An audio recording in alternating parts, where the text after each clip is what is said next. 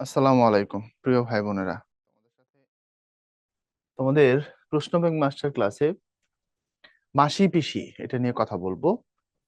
তোমাদের প্রতিটা গদ্যের জন্য একটা করে লেকচার হচ্ছে, তোমরা জানো, পূর্ণ লেকচার ইনশাআল্লাহ। তো চলো আমরা তোমাদের ভার্সিটি খ বাংলা প্রথম পত্রের একটা গদ্য নিয়ে কথা বলি। মাসি পিসি। মাসি পিসি থেকে প্রশ্ন আসছে কিনা? হ্যাঁ, প্রশ্ন আসছে ঢাকা বিশ্ববিদ্যালয়ে একটা গত 10 বছরে। রাজশাহী ইউনিভার্সিটিতে আমরা কিন্তু সবসময় বি যেটা খ ইউনিটের পরিসংখ্যান তোমাদের দেখাই। রাজশাহী বিশ্ববিদ্যালয়ে আসছে, চিটাগং বিশ্ববিদ্যালয়, জাহাঙ্গীরনগর এবং জিএসসি তে আসছে। ভালো প্রশ্ন আসছে, খেয়াল করে দেখো, তাই না? অনেক প্রশ্ন আসছে। তো ঢাকা বিশ্ববিদ্যালয়ের খতে নর্মালি 15টা এমসিকিউর মধ্যে আমরা দেখি যে 11 থেকে 12টা বা 10 থেকে 11টা সেকেন্ড পেপার থেকে হয়, বাকি 3 থেকে 4টা নর্মালি ফার্স্ট পেপার থেকে হয়। তো সেখানে যদি একটা গদ্য সেখান থেকে প্রশ্ন আসা থাকে, গুরুত্ব দিয়ে দেখা হয়েছে এটাকে। আর সবচেয়ে মজার ব্যাপার হচ্ছে কি জানো, আমরা মনে করি সব প্রশ্ন যেহেতু সেকেন্ড পেপার থেকে আসবে, ইচ্ছা মতো সেকেন্ড পেপার পড়ি এবং ফার্স্ট পেপারকে আমরা খুব একটা প্রায়োরিটি দিই না। এবং এতে করে যেটা হয়, তুমি যেখানে খুব হালকা ইফোর্ট দিলেই 3 থেকে 4টা প্রশ্ন ডিরেক্ট পারতা, সেটা তোমার মিস হওয়ার সম্ভাবনা বাড়ে। মানে বাস্তবতা হচ্ছে, ধরো তুমি যতটুকু ইফোর্ট দিলে যতটুকু রেজাল্ট তৈরি হয়, সেই অনুপাত যদি তুমি হিসাব করো, সেই জায়গা থেকে বললে ফার্স্ট পেপার তুমি যেহেতু পড়ছো, সহজ পারো কম্পারেটিভলি, সো এটাকে একটু যদি জোর দাও, তাহলে এখানে 3 থেকে 4টা নম্বর যেটা আসে পুরোটাই তুমি পাবা। চলো, মাসে বেশি গল্পে পাতা শূন্য গাছে উড়ে এসে বসেছিল কবুতর, শকুন, চিল, ডাহুক। আচ্ছা, আমরা এখানে দেখি শকুন এসে বসছিল, কবুতরের কথা বলা হয় না, চিল ডাহুকের কথা বলা হয় না, গল্পে তো ডাহুকের নামই নাই কোথাও, তাই না? শকুনের কথা বলা হয়েছিল এবং এটা প্রকৃতির শূন্যতা, রিক্ততা, মানব মনের হাহাকার এসবের প্রতীক হচ্ছে শকুনের ডানা ঝাপটানো। মাঝামাঝি গল্পটি প্রথম কোথায় প্রকাশিত হয়? এই প্রশ্ন দেখো কত জায়গায় আসছে, কত বড় লম্বা লেজ এখানে।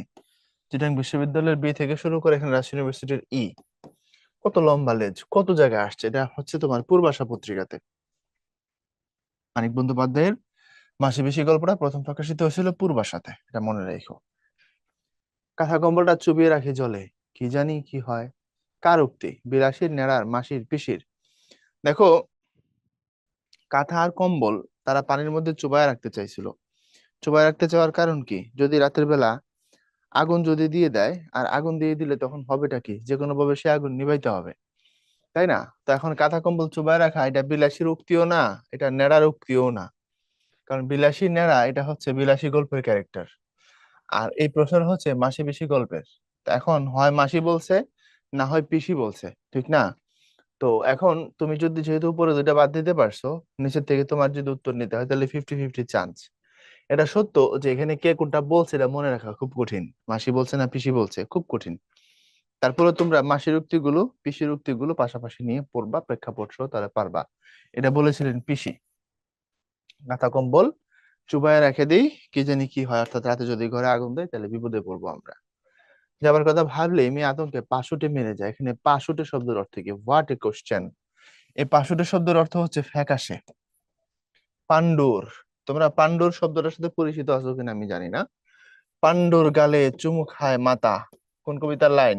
পান্ডুর, পান্ডুর গালে চুমু খায় মাতা পল্লী জননী। ওখানে যে বাচ্চাটা, যে ছেলেটা অসুস্থ হয়ে গেছিল, মাতাকে অত্যন্ত স্নেহ করতেছিলেন। তো রোগে ভুগতে ভুগতে ওই ছেলেটার শরীর কেমন যেন রক্ত শূন্য, কিছুটা এনিমিয়া টাইপ হয়ে গেছে। ওই যে এনিমিয়া টাইপ হয়ে যায়, আমাদের ধরো সুস্থ মানুষের শরীরে তাকাইলে আমরা যে স্বাভাবিক একটা উজ্জ্বলতা দেখি, কালো হোক আর ফর্সা হোক, তার শরীরের একটা মানে উজ্জ্বলতা আছে, একটা লাবণ্য আছে। কিন্তু অসুস্থ মানুষের ক্ষেত্রে তুমি সেটা তার চেহারার মধ্যে পাবা না। কেমন রক্ত শূন্য রক্ত শূন্য মনে হবে, ফ্যাকাশে মনে হবে, কিছুটা ধূসর টাইপের আর কি, একেবারে ধূসর বলা যাবে না। ওই কালারটাকে বলা হয় পান্ডুর। বুঝতে পারছো? এই পান্ডুর শব্দের অর্থ হচ্ছে ফ্যাকাশে। এটাই হচ্ছে পাশুটে। পাশুটে মেরে যাওয়া মানে হচ্ছে ফ্যাকাশে হয়ে যাওয়া। এখন সে কেন যেতে চাইলো না তার হাজবেন্ডের কাছে? যেতে না চাওয়ার কারণ হচ্ছে, কারণ তার যে হাজবেন্ড যোগু, দা ভিলেন, তাই না? এই যোগু একটা শরবতখোর, এবং সে নেশা করে আইসা তার স্ত্রী আহ্লাদিকে যথেষ্ট অত্যাচার করত, অবিচার করত, মারপিট করত, এবং এই কারণে সে যাইতে চায় নাই। মাসে পিসি গল্পে মাসে পিসি কি দিয়ে কানাইকে মারতে উদ্যত হয়? লাঠি ও দা, ঝাঁটা ও বটি, ছুরি ও চাকু, বটি আর দা। দেখো উত্তর হচ্ছে এটা। এখন ছুরি চাকুর কথা গল্পের কোথাও নাই, খেয়াল করে দেখো। বটির কথা তুমি পাবা, ঠিক আছে, বাট ঝাঁটা বটি নিয়ে তার আক্রমণ করে নাই, তার কথা তুমি পাবা। তো তার আক্রমণ করছিল বটি আর দা দিয়ে, কারণ মেয়েদের সবচেয়ে কমন অস্ত্র হচ্ছে এটা, ঠিক আছে, বটি। আর দা ছিল, দা সেটা নিয়ে আসছে, এই হচ্ছে ব্যাপার। এরপরে অবস্থা এক, বয়স সমান, এক ঘরে বাস, পরস্পরের কাছে ছাড়া, সুখ দুঃখের কথা তারা কাকেই বা বলবে, কেই বা শুনবে। বাক্যটি কোন রচনার? বাক্যটি মাসিপিসি গল্পের। অবস্থা এক, বয়স এক, যদি প্রশ্ন করা হয়, ধরো এরপরে আর কিছু দিল না, এই প্রশ্ন আমি একটু কঠিন করে দিই। এখন যে প্রশ্নটা আছে এখানে, চিটাগং বিশ্ববিদ্যালয়ের বিয়ের প্রশ্ন 22-23, এটাকে যদি আর একটু কঠিন করে ফেলি, দেখো করা যাবে কিভাবে। অবস্থা এক, বয়স সমান, কার সম্পর্কে বলা হয়েছে? যদি এই প্রশ্নটা উল্টা দিক থেকে এভাবে করা হয়, অবস্থা এক, বয়স সমান, কার বা কাদের সম্পর্কে বলা হয়েছে? উত্তর হবে মাসি পিসি। তো এটা মাথায় রাখো। এরপরে ঘরে এলে খাতির না করব কেন? মাসি পিসি গল্পে কার প্রসঙ্গে কথা বলা হয়েছে? আহ্লাদি, কৈলেশ, যোগু, মাসি, একথা বলা হয়েছে যোগু সম্পর্কে। এবার আসো, এটার একটা ব্যাখ্যা আছে। ঘরে এলে খাতির না করব কেন? আমরা বাঙালি কালচারে জামাই আদর বলে একটা কথা শুনি। জামাই আদর, এটা আমাদের কালচারের অংশ, তাই না? জামাই যখন আসবে শ্বশুর বাড়ি, তখন তার ইচ্ছা মতো খাওয়াইতে হয়। সে জামাই ভালো হোক আর খারাপ হোক, বদমাশ হোক আর খুনে হোক, যোগুর মতো হোক আর ভদ্রলোক হোক, তাকে কি করতে হয়? খাওয়াইতে হয়। এই আদরের নাম হচ্ছে জামাই আদর। এখন হিন্দুদের দেখবা একটা জামাই ষষ্ঠী আছে মনে হয়, একটা ফাংশন। বগুড়ার দিকে একটা মেলা হয়, নাম হচ্ছে জামাই মেলা। নাম শুনছো কিনা তোমরা? বগুড়ার লোকজন এখানে আছে নিশ্চয়ই। নাম হচ্ছে জামাই মেলা। তো ওখানে বড় বড় মাছ আসে, 5 কেজি, 10 কেজি, 15 কেজি। তো এলাকার জামাইকে, সবচেয়ে ভালো জামাইকে, তার শ্রেষ্ঠত্ব ডিপেন্ড করে কে সবচেয়ে বড় মাছটা নিয়ে তার শ্বশুর বাড়ি যাইতে পারছে তার উপরে। ভাইটা যে কি একটা টর্চার! আমি বাইচে গেছি, আমি বগুড়া বিয়ে করি নাই, তাইলে এই টর্চারের মুখে মুখে আমার হইতে হইতো। তা এখন এই যে জামাই কেন্দ্রিক আমাদের যে সামাজিক একটা আনুষ্ঠানিকতা, জামাই খারাপ হলে তাকে আদর করতে হবে, জামাই খারাপ হলো সে আসলে তার প্রতি সর্বোচ্চ সমাদর সম্মান এগুলো শো করতে হবে, ইত্যাদি ইত্যাদি। ওই প্রেক্ষাপট থেকে এটা সামনে এই লেভেলে তুমি প্রশ্নও পাবা। দেখো আসতেছে প্রশ্ন, একাধিক প্রশ্ন আছে এটার উপরে। তো মাসি পিসির কথা ছিল এটা, যে আল্লাদির পেটে যেহেতু বাচ্চা, এই মেয়েরা সন্তান সম্ভবা ছিল, প্রেগনেন্ট ছিল, এই বাচ্চাটা পৃথিবীতে আসা পর্যন্ত তাকে শ্বশুর বাড়ি পাঠাবে না, মানে জামাইয়ের কাছে পাঠাবে না। নেশাখোর আয়সা এই মেয়েটাকে মারপিট করলে যে কোনো একটা অ্যাক্সিডেন্ট হইতে পারে, তাই না? তো তাকে পাঠানো হবে না। যদি আসে তাকে আমরা খাতির করব। একবার আসছে, আমরা ছাগল বিক্রি করে দিয়ে তার ইচ্ছা মতো খাওয়াইছি, জামাই আদর করতে আমরা কোনো কৃপণতা করি নাই।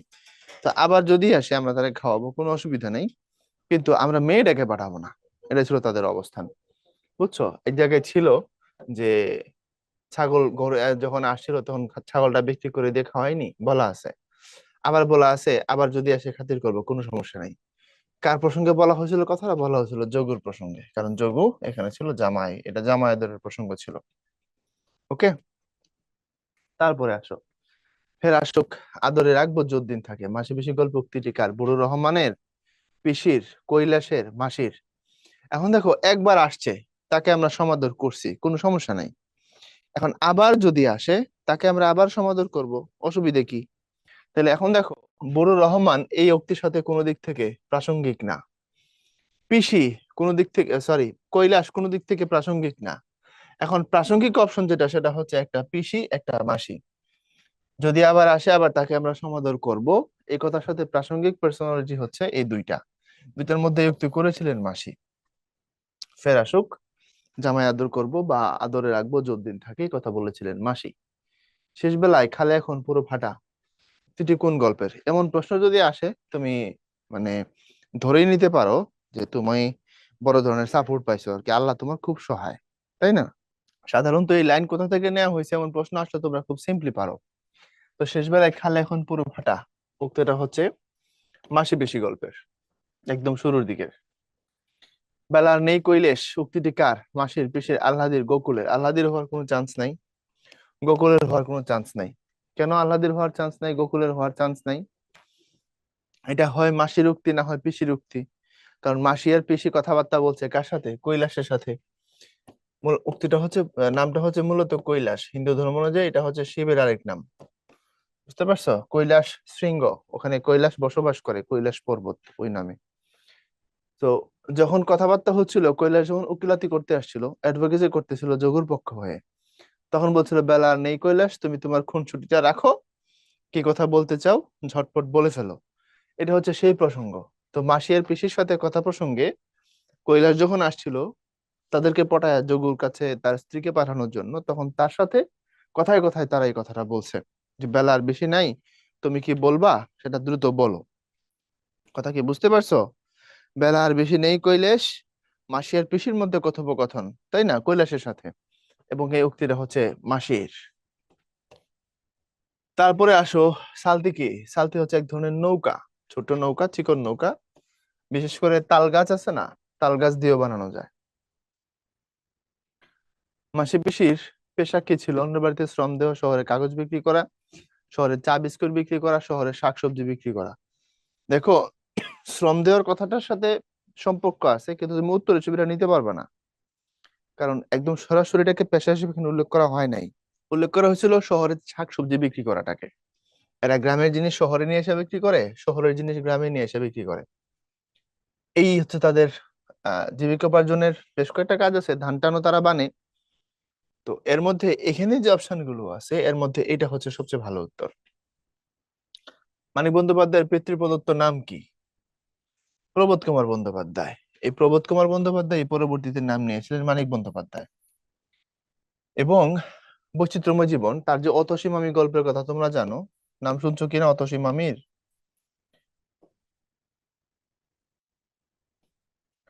উনি তখন বন্ধুদের সাথে বাজি ধরে, সম্ভবত তার বয়স তখন 19 কি 21, সম্ভবত 19। ফ্রেন্ডদের সাথে বাজি ধরছিলেন যে আমি একটা গল্প লিখবো। আহ বন্ধুরা বলছিল গল্প লিখতে পারলে, তোর গল্প যদি সাকসেস হয় দেন আমরা তোরে খাওয়াবো, ধরো একটা বাজি লাগাইছে। লাগানোর পর উনি এই গল্পটা লিখছেন, লিখে এটা পাঠাইছেন পত্রিকায়। পাঠাইলে এটা পত্রিকাতে প্রকাশ হয়েছে। প্রকাশ হওয়ার পরে নর্মালি পত্রিকায় কোনো কিছু তোমার লেখা প্রকাশ হলে তারা তোমাকে একটা সম্মানই দেবে। ওই সম্মানীরা তারা পাঠাই দিছে মানিককে। মানিক ওই পত্রিকার কপি আর সম্মানীর টাকা দুটো নিয়ে বন্ধুদের কাছে গেছে, গিয়ে বসে দেখ কাঁপাই দিছে। তোর বন্ধুরা বলছে তাহলে তুই লেখালেখি কর। এবং গল্পটা খুব দারুণ ছিল, অতসী মামি গল্পটা আমি পড়ছি, গল্পটা তোমাদের পাঠ্য নাই। অতসী হচ্ছে একটা ভদ্র মহিলার নাম, অতসী, যে মানিকের মামার বন্ধুর স্ত্রী। তোমার যিনি মামা, তার বন্ধুকে তো তুমি মামাই বলবা, ঠিক না? তো সেই মামার স্ত্রী হচ্ছে অতসী, একজন ভদ্র মহিলা, খুব উদার হৃদয়ের ভালো মহিলা।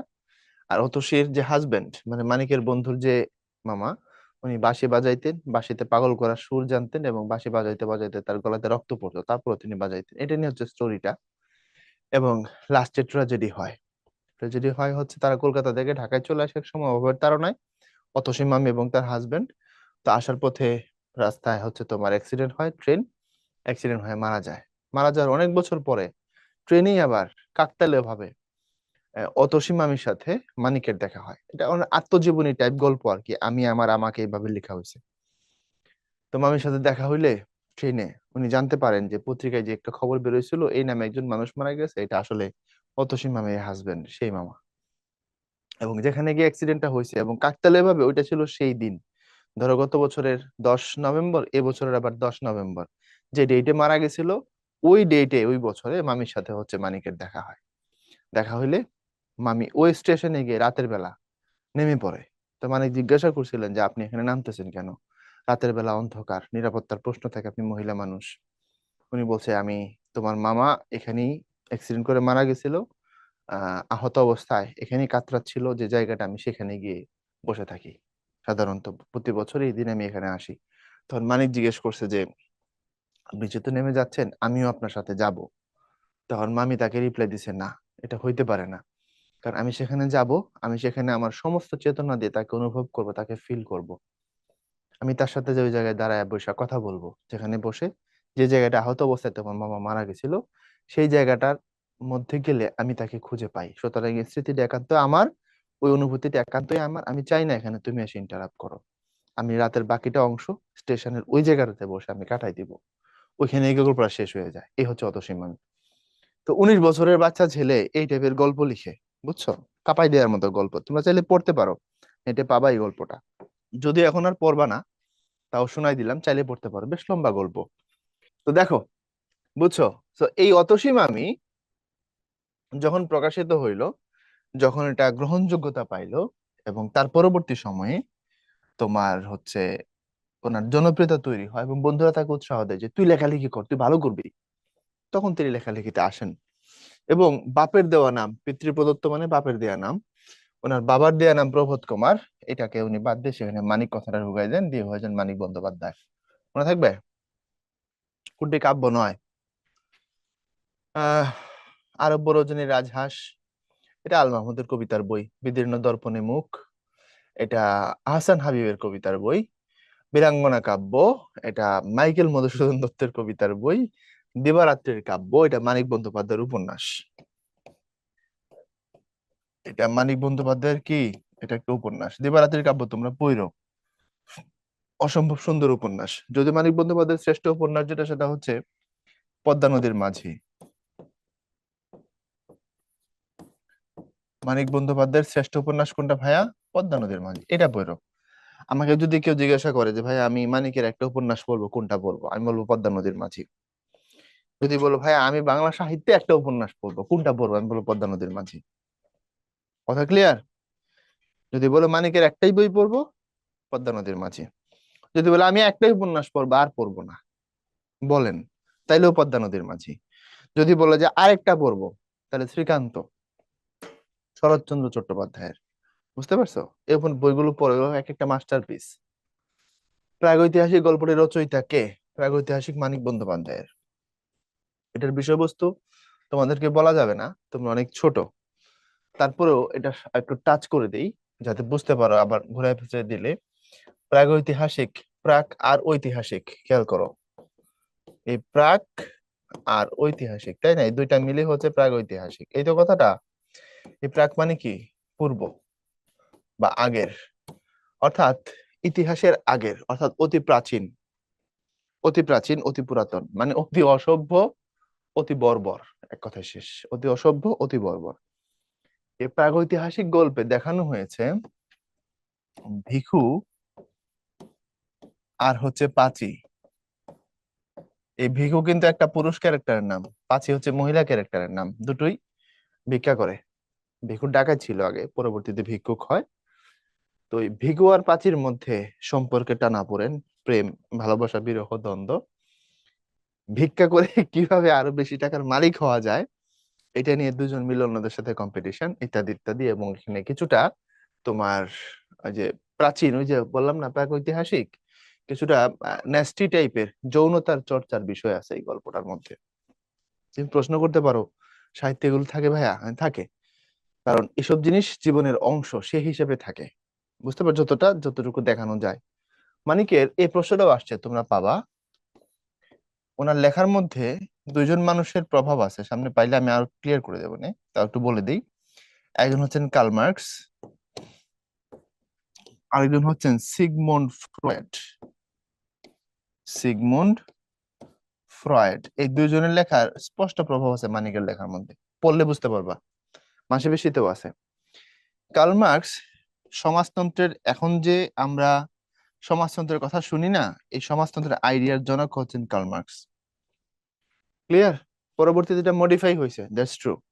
কার্ল মার্কসের থেকে লেনিনের কাছে আইসা, লেনিন থেকে স্ট্যালিনের কাছে আইসা আরো বেশি মডিফাইড। ইনফ্যাক্ট এখন রাশিয়াতে পুরোপুরি লেনিনের যে সমাজতান্ত্রিক আইডিওলজি, সেটাকে পুরোপুরি ফলো করা হয় না, সময়ের সাথে সাথে মডিফাই হয়ে গেছে। সো সোশ্যালিজম বা সমাজতন্ত্র, এটার যে আইডিয়া, এটার টোটাল আইডিয়াটা মূলত ওনার মাথা থেকে আসা। তো সাম্যের সমাজ, অর্থনৈতিক সাম্যের যে চিন্তা ভাবনা, সমাজতন্ত্রে বলা হয় কার্ল মার্কসের আইডিওলজি, এটা মানিকের লেখার মধ্যে পাবা। সিগমুন্ড ফ্রয়েড অস্ট্রিয়ায় জন্মগ্রহণকারী একজন মানুষ, আধুনিক মনোবিজ্ঞানের জনক। ওনার একটা থিওরি আছে, নাম হচ্ছে লিবিডো থিওরি। এই লিবিডো থিওরির মূল কথা যেটা, সেটা হচ্ছে মানুষের যে যৌন আকাঙ্ক্ষা, তার যে অন্তর্জীবন, এটা নিয়ে একটা বিশ্লেষণ ধর্মী থিওরি। এটার লিবিডো থিওরিটার প্রয়োগ আছে মানিকের লেখার মধ্যে। যেমন ধরো, তুমি এই গল্পে আহ মাসিপিসি গল্পে এটা একটা প্রয়োগ পাবা। তুমি প্রয়োগটা দেখবা হচ্ছে আহ্লাদের উপরে। কিছুটা যোগু দিয়ে দেখানো যায়, কিন্তু আহ্লাদিতে দেখানো খুব সহজ। দেখবা গল্পে একটা লাইন আছে, এত বড় সমত্ব মেয়া, একটা লাইন আছে, খেয়াল করে দেখো। সমত্ব, এই সমত্ব শব্দের অর্থ কি? সমর্থ শব্দটা সামর্থ্য বা সক্ষম, এই জায়গা থেকে আসে, তাই না? বইতে যে পরিষ্কার লেখা আছে, সক্ষম, সামর্থ্য আছে বা সংসার ধর্ম পালনে সক্ষম, বা যৌবন প্রাপ্ত, যৌবনবতী, ইয়াং, ওই অর্থে সমর্থ কথাটা ব্যবহার হয়েছে। এখন আল্লাদিকে নিয়ে মাসে বেশি ঘুরে বেড়াইতো, খেয়াল করে দেখো। তারা বাইরে গেলে, শহরে গেলে আল্লাদিকে নৌকায় করে তুলে নিয়ে যাইতো, তারা থেকে রাইখা যাইতো না। কেন? তার নিরাপত্তার প্রশ্ন, ঠিক না? যৌবনবতী মেয়ে, তাকে সমাজের যারা হচ্ছে তোমার লম্পট মানুষ, তারা তাকে কিডন্যাপ করতে পারে। এবং আমরা শেষের দিকে দেখছি, গল্পের শেষে আইসা সারাদিন কষ্ট করে তারা বাসায় ফিরছে, রান্না বান্না করছে, খাবে। ওই সময় গোকুলের লোকজন আসছে, ভাওতা দিয়ে সিস্টেম করে মাসি পিসিকে একদিক দিয়ে চৌকিদারের কাছে দিয়ে নিয়ে যাওয়া, আর আরেক দিক দিয়ে আইসা আহ্লাদিকে তুলে নিয়ে যাওয়া। এবং ওই সময় মাসি পিসি তাদেরকে প্রতিরোধ করে। তো সিগমুন্ড ফ্রয়েড লিবিডো থিওরির মধ্যে মানুষের জীবনের যে অন্তর্নিহিত চাওয়া, যেটা আর কি, মানে অন্তর্নিহিত চাওয়া বলতে আমি তোমার হচ্ছে সেক্সুয়াল ডিজায়ারের কথাকে বোঝাচ্ছি। তো এই যে ডিজায়ারটা মানুষের বাহ্যিক চরিত্রকে কিভাবে কন্ট্রোল করে, এটা কিভাবে সভ্য আর অসভ্য এই মানদণ্ডের প্যারামিটার হিসেবে কাজ করে, এই থিওরিটা এই লিবিডো থিওরির অন্তর্ভুক্ত, মানে এই আলোচনাটা, বুঝছো? এটার প্রয়োগ আছে এই জায়গায়। আমরা আলহাদির উপরে সমাজের মানুষের কুনজর দেখতে পাই। গল্পে একটা লাইন আছে, দেখবা এই জায়গায় পরিষ্কার বলা আছে, এই গায়েরই কতজন আহ্লাদিকে পাওয়ার জন্য কত রকমের দর দিয়েছে মাসি আর পিসির কাছে। বুঝতে পারছো? একদম পরিষ্কার লিবিডো থিওরির প্রয়োগ আছে এই জায়গায়, একদম একদম ক্লিয়ার অবস্থায়। বুঝছো? তো মানুষের জীবনের, আমাদের ক্যারেক্টারের, আমাদের বৈশিষ্ট্যের অনেকগুলো দিক আছে। তো এই দিকটা নিয়ে বড় ধরনের গবেষণা আছে মিস্টার ফ্রয়েডের, এবং এটার প্রয়োগ আছে মানিকের লেখার মধ্যে। কার্ল মার্কসের চিন্তার প্রয়োগ আছে, যদি এখানে নাই কার্ল মার্কসের প্রয়োগ, অন্য জায়গায় আছে। বুঝতে পারছো? ও মা, দেখছো, বলতে বলতে এই প্রশ্ন। প্রাগৈতিহাসিক গল্পটির রচয়িতাকে যে ব্যাখ্যা আমি এখন এখান থেকে এই প্রশ্নের ব্যাখ্যাটা আমি এতক্ষণ এখানে দিয়েছিলাম। এই যে কার্ল মার্কস, ফ্রয়েড, লিবিডো যা যা বলছে, এই দেখো প্রশ্ন। মানিক বন্দ্যোপাধ্যায়ের রচনায় কোন দুজন দার্শনিকের ভাবনার প্রতিফলন আছে? একজন হচ্ছে কার্ল মার্কস, একজন হচ্ছে ফ্রয়েড।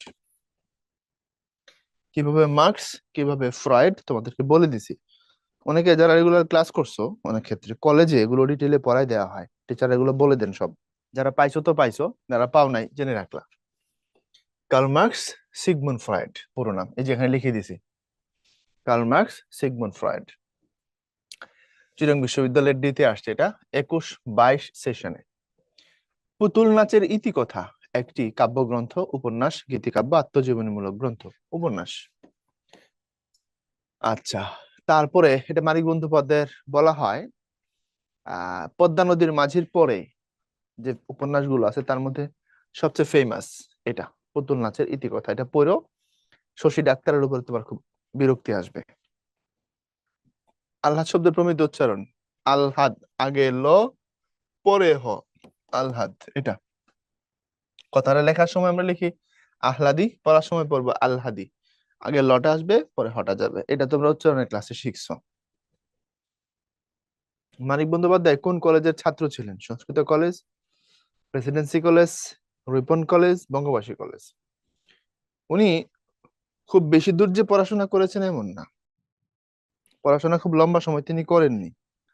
তো এটা বলছিলাম যে উনি পড়াশোনা খুব একটা করেন নাই, তাই না? কমই পড়াশোনা করছেন। তো ছাত্র ছিলেন হচ্ছে কলকাতা প্রেসিডেন্সি কলেজের। পরবর্তীতে উনি যখন লেখালেখিতে ফুলি আত্মনিয়োগ করছেন, একটু খেয়াল করে শোনো কথাটা, তার মূল পেশাই ছিল হচ্ছে লেখালেখি করা, এটা মাথায় রেখো। মাঝখানে কিছুদিন উনি ব্যস্ত হইতে চাইছেন অন্যদিকে, কিন্তু পারেন নাই। তো লেখালেখি করে তখনকার সময় জীবন চালানো খুব মুশকিল ছিল। উনি নিজেকে বলেছিলেন কলম পেশার মজুর। যেহেতু পুরো জীবন এবং জীবিকার জন্য তিনি এটার উপর ডিপেন্ড ছিলেন, এই জন্য তিনি নিজেকে বলেছিলেন কলম পেশা মজুর। কিন্তু তখনকার মানুষ তো অত বই পড়তো না, সেটা দিয়ে জীবন চালানো অনেক কঠিন ছিল। তার জন্য তেনার তার পরবর্তীতে একটা বড় উপলব্ধি ছিল এরকম, যে দুটো ভাত কাপড়ের ব্যবস্থা না করে কেউ যেন লেখালেখি করতে না আসে। দুটো ভাত কাপড়ের ব্যবস্থা না করে কেউ যেন লেখালেখি করতে না আসে, অর্থাৎ লেখালেখিকেই যেন কেউ পুরোপুরি জীবনের জীবিকার উপায় হিসেবে না নেয়, একটা যেন ব্যাকআপ থাকে। বুঝছো, মাথায় রেখো। বন্ধুদের সাথে বাজি ধরে খ্যাতি লাভ করেছিলেন কোন লেখক? মানিক বন্দ্যোপাধ্যায়। এবং গল্পের নাম অতসী মামি, যেটা তোমাদেরকে ভাইয়া অলরেডি শোনাই দিছি, গল্প শোনাই দিছি, যাও। অতসী মামিতে কি আছে বলে দিছি। এরপরে আসো, নিচের কোন রচনায় কলেরা মহামারীর প্রসঙ্গ আছে? কলেরা মহামারীর প্রসঙ্গ আছে মাসি পিসি রচনার মধ্যে। ওখানে কলেরার মহামারী আসলে মারা গেছিল আল্লাদির বাবা মা সহ নিকটাত্মীয়রা সবাই। মাসি পিসি গল্পে চৌকিদার কানাইয়ের সাথে কয়জন পেয়াদা এসেছিল? 2 জন, 3 জন, 4 জন, 5 জন। চৌকিদার কানাই আসছিল, তার সাথে পেয়াদা আসছিল। খেয়াল করে দেখো, তাকে পাঠানোই হয়েছিল 2 নম্বরই করার জন্য, অর্থাৎ সে যেন আয়সা নিয়ে যায় এই কথা বলে যে তোমাদেরকে ডাকতেছে। ওখানে পুলিশ এসে বসে রয়েছে, দারোগা বাবু, তার সাথে তোমাদের একটা মিটিং মিছিল আছে, কথাবার্তা বলতে হবে, এই কথা বলে নিয়ে যাওয়ার চেষ্টা করছিল, তাই না? এবং পুরা বিষয়টা ছিল একটা সাজানো নাটক। সাজানো নাটক বললাম এই কারণে, কারণ তারা আসলে মাসি পিসিকে ডাকতে আসে নাই, তাদের টার্গেট ছিল আল্লাদিকে এখান থেকে কিডন্যাপ করে নিয়ে যাওয়া। কথা কি বুঝাইতে পারলাম? আল্লাদিকে এখান থেকে কিডন্যাপ করে নিয়ে যাওয়া ছিল তাদের টার্গেট, এবং আমরা দেখছি শেষ পর্যন্ত মাসি পিসি সেটা হতে দেন নাই। কথা কি বুঝতে পারছো? তো এই চক্রান্ত আমরা নস্বাত হতে দেখেছি, কার চেষ্টায়? মাসি আর পিসির চেষ্টায়। তো চৌকিদার কানাইয়ের সাথে পেয়াদা আসছিল হচ্ছে 3 জন। নিচের কোন গল্পে দুর্ভিক্ষের কথা উল্লেখ করা হয়েছে? দুর্ভিক্ষের কথা উল্লেখ করা হয়েছে মাসি পিসি গল্পে। নেকলেসে এরকম কোনো কিছু নাই, ওরা একটা মানে অতি আবেগের গল্প, আহ্বান। ওটার মধ্যে মানবিকতার বিষয় আছে, অপরিচিতার মধ্যে আছে হচ্ছে প্রেম, ব্যর্থ প্রেম, তাই না? তো মাসি পিসি, মাসি পিসি গল্পে আল্লাদের মুখে কে আল্লাহর মুখে কে দেখতে পায়? নিজ মেয়ের মুখের ছাপ দেখতে পায় হচ্ছে বুড়ো রহমান। কারণ রহমান এখানে বলাই আছে বুড়ো, বয়স্ক মানুষ, তারও একটা মেয়ে ছিল, এবং এই মেয়েকে বিয়ে দেওয়ার পরে শ্বশুর বাড়িতে নির্যাতনের মুখোমুখি হয়ে তার মরতে হয়েছে। তো তার নিজের মেয়ের ছাপ সে দেখতে পাইছে আল্লাহদের চোখে মুখে। মানিক বন্দ্যোপাধ্যায় কত বছর বয়সে অতসী মিমি গল্প লিখেছেন? 21, 22, 32, 20। তোমাদেরকে বলেছিলাম যে উনি বন্ধুদের সাথে বাজি ধরে এই গল্পটা লিখেছিলেন, এবং এই গল্প লিখে তিনি খুব বেশি ফেমাস হয়ে গিয়েছিলেন। কথা কি বুঝছো? আমি তোমাদের বলেছিলাম যে এটা 21 কি 19, ওরকম না, 21 কি 19। দেখো 21, 22, 32, 20 এগুলো আছে, তোমাদের বই অনুযায়ী সবচেয়ে অ্যাকুরেট অ্যান্সার যেটা, এটা হচ্ছে তোমার 20, 19, 20 বছর, তখন 19, 20 এই সময়টা তিনি গল্পটা লিখেছিলেন। কোন গল্পটিতে স্বামী নির্যাতনের শিকার পিতৃমাতৃহীন তরুণীর জীবন কাহিনী ফুটে উঠেছে? ফুটে উঠেছে মাসি পিসি গল্পে, এবং এই তরুণী হচ্ছে আহ্লাদি। তারপরে মানিক বন্দ্যোপাধ্যায়ের পৈতৃক নিবাস কোন জেলায়? কলকাতা, ফরিদপুর, চট্টগ্রাম, ঢাকা। ঢাকা জেলায়। প্রকৃতপক্ষে ঢাকা মানে মুন্সিগঞ্জে আর কি, বিক্রমপুর যেটা। তো তখন তো এটা আলাদা জেলা ছিল না, ঢাকার অন্তর্ভুক্ত ছিল। ওই বইয়ে লেখাই আছে ঢাকার বিক্রমপুরে, দেখবা। এই বিক্রমপুর বলতে তো আসলে মুন্সিগঞ্জকে নির্দেশ করা হয়। এখন না, এটার নাম হয়েছে মুন্সিগঞ্জ, কিন্তু আহ মুখে মুখে মানুষ স্টিল এটাকে বিক্রমপুরই বলে, খেয়াল করবা। মাসিপিসি গল্পটি কোন গ্রন্থভুক্ত? সরীসৃপ, হলুদ পোড়া, পরিস্থিতি, সমুদ্রের স্বাদ। এর হচ্ছে পরিস্থিতি, এই বই থেকে নেওয়া। এরপর মানিক বন্দ্যোপাধ্যায়ের মৃত্যুসাল কোনটি? উনি বেঁচে ছিলেন খুব সামান্য সময়, খুব সম্ভবত 48 বছর। 1956 সালে তিনি মারা যান, এবং এই সংক্ষিপ্ত জীবনে উনি উপন্যাস লিখেছেন কম বেশি 40টা, +- 40 উপন্যাস উনি লিখছেন। এরপরে কোন লেখকের রচনায় মার্ক্সবাদী দৃষ্টিভঙ্গির পরিচয় পাওয়া যায়? মার্ক্সবাদী দৃষ্টিভঙ্গি, মানিক বন্দ্যোপাধ্যায়। এটা হচ্ছে অর্থনৈতিক ও সামাজিক সাম্য।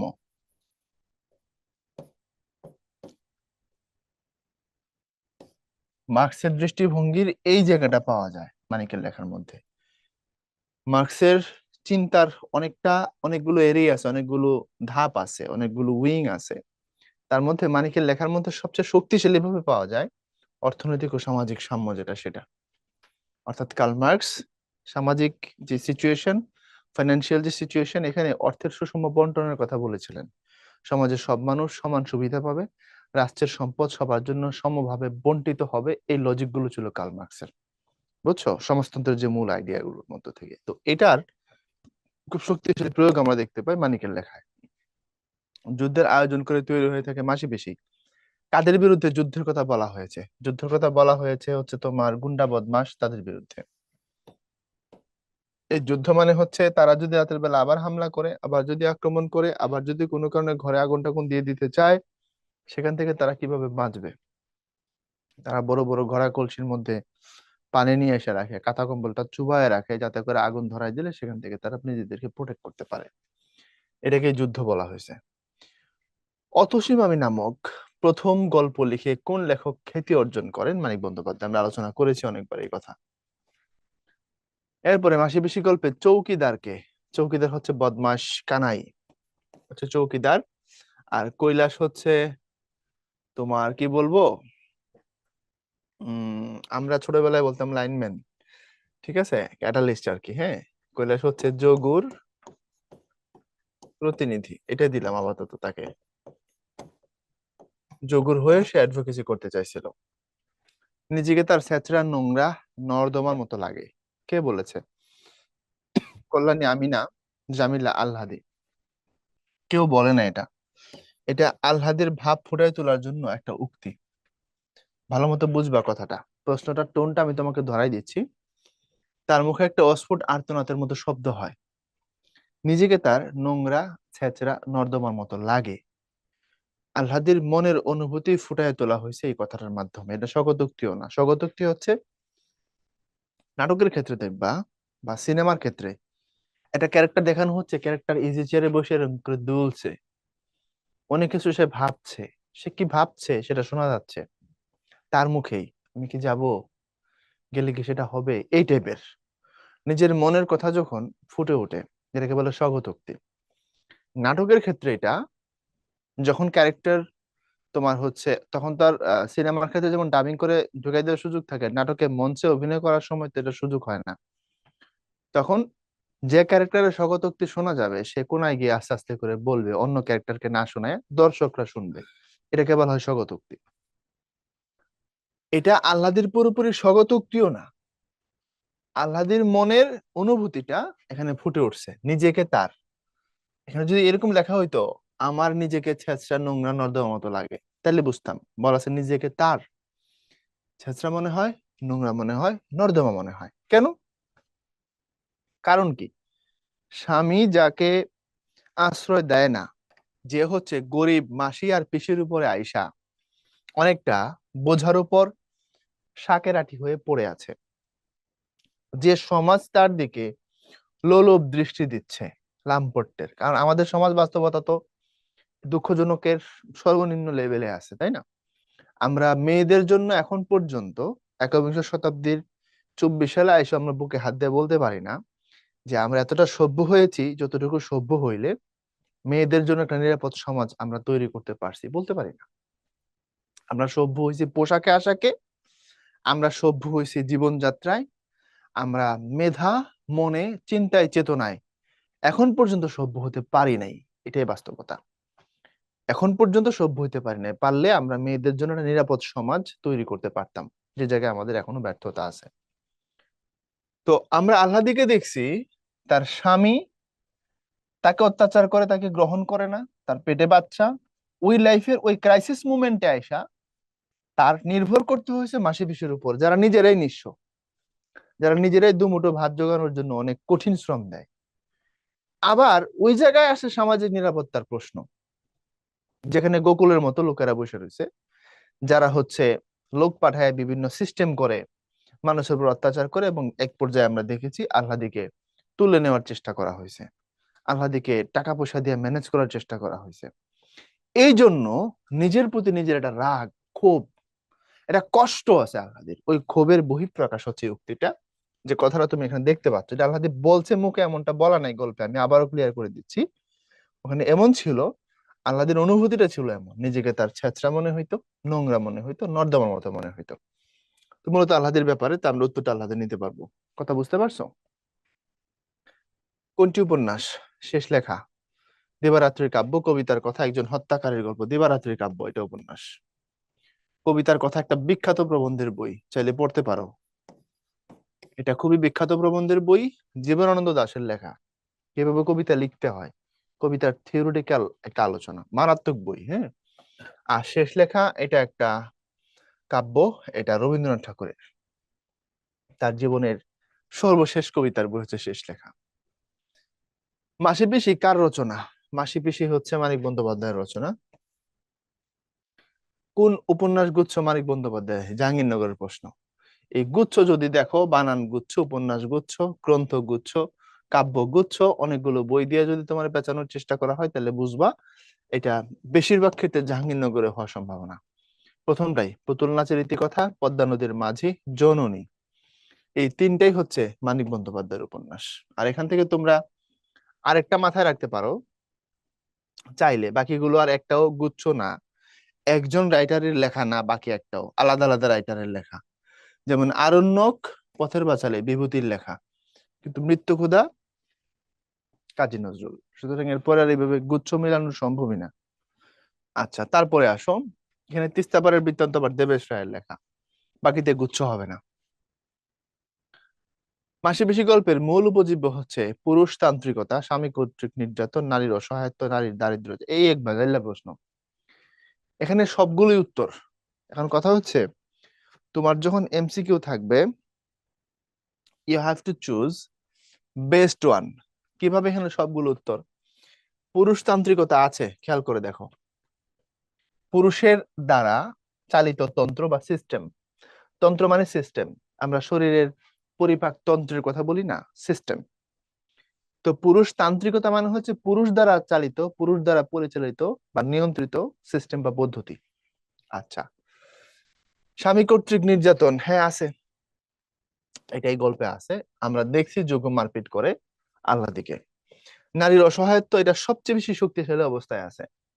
নারীর দারিদ্র, এটা সেকেন্ড শক্তিশালী অবস্থায় আছে। এখন প্রশ্ন করা হয়েছে মূল উপজীব্য, অর্থাৎ উপজীব্য সবগুলোই। এখন কি বুঝছো?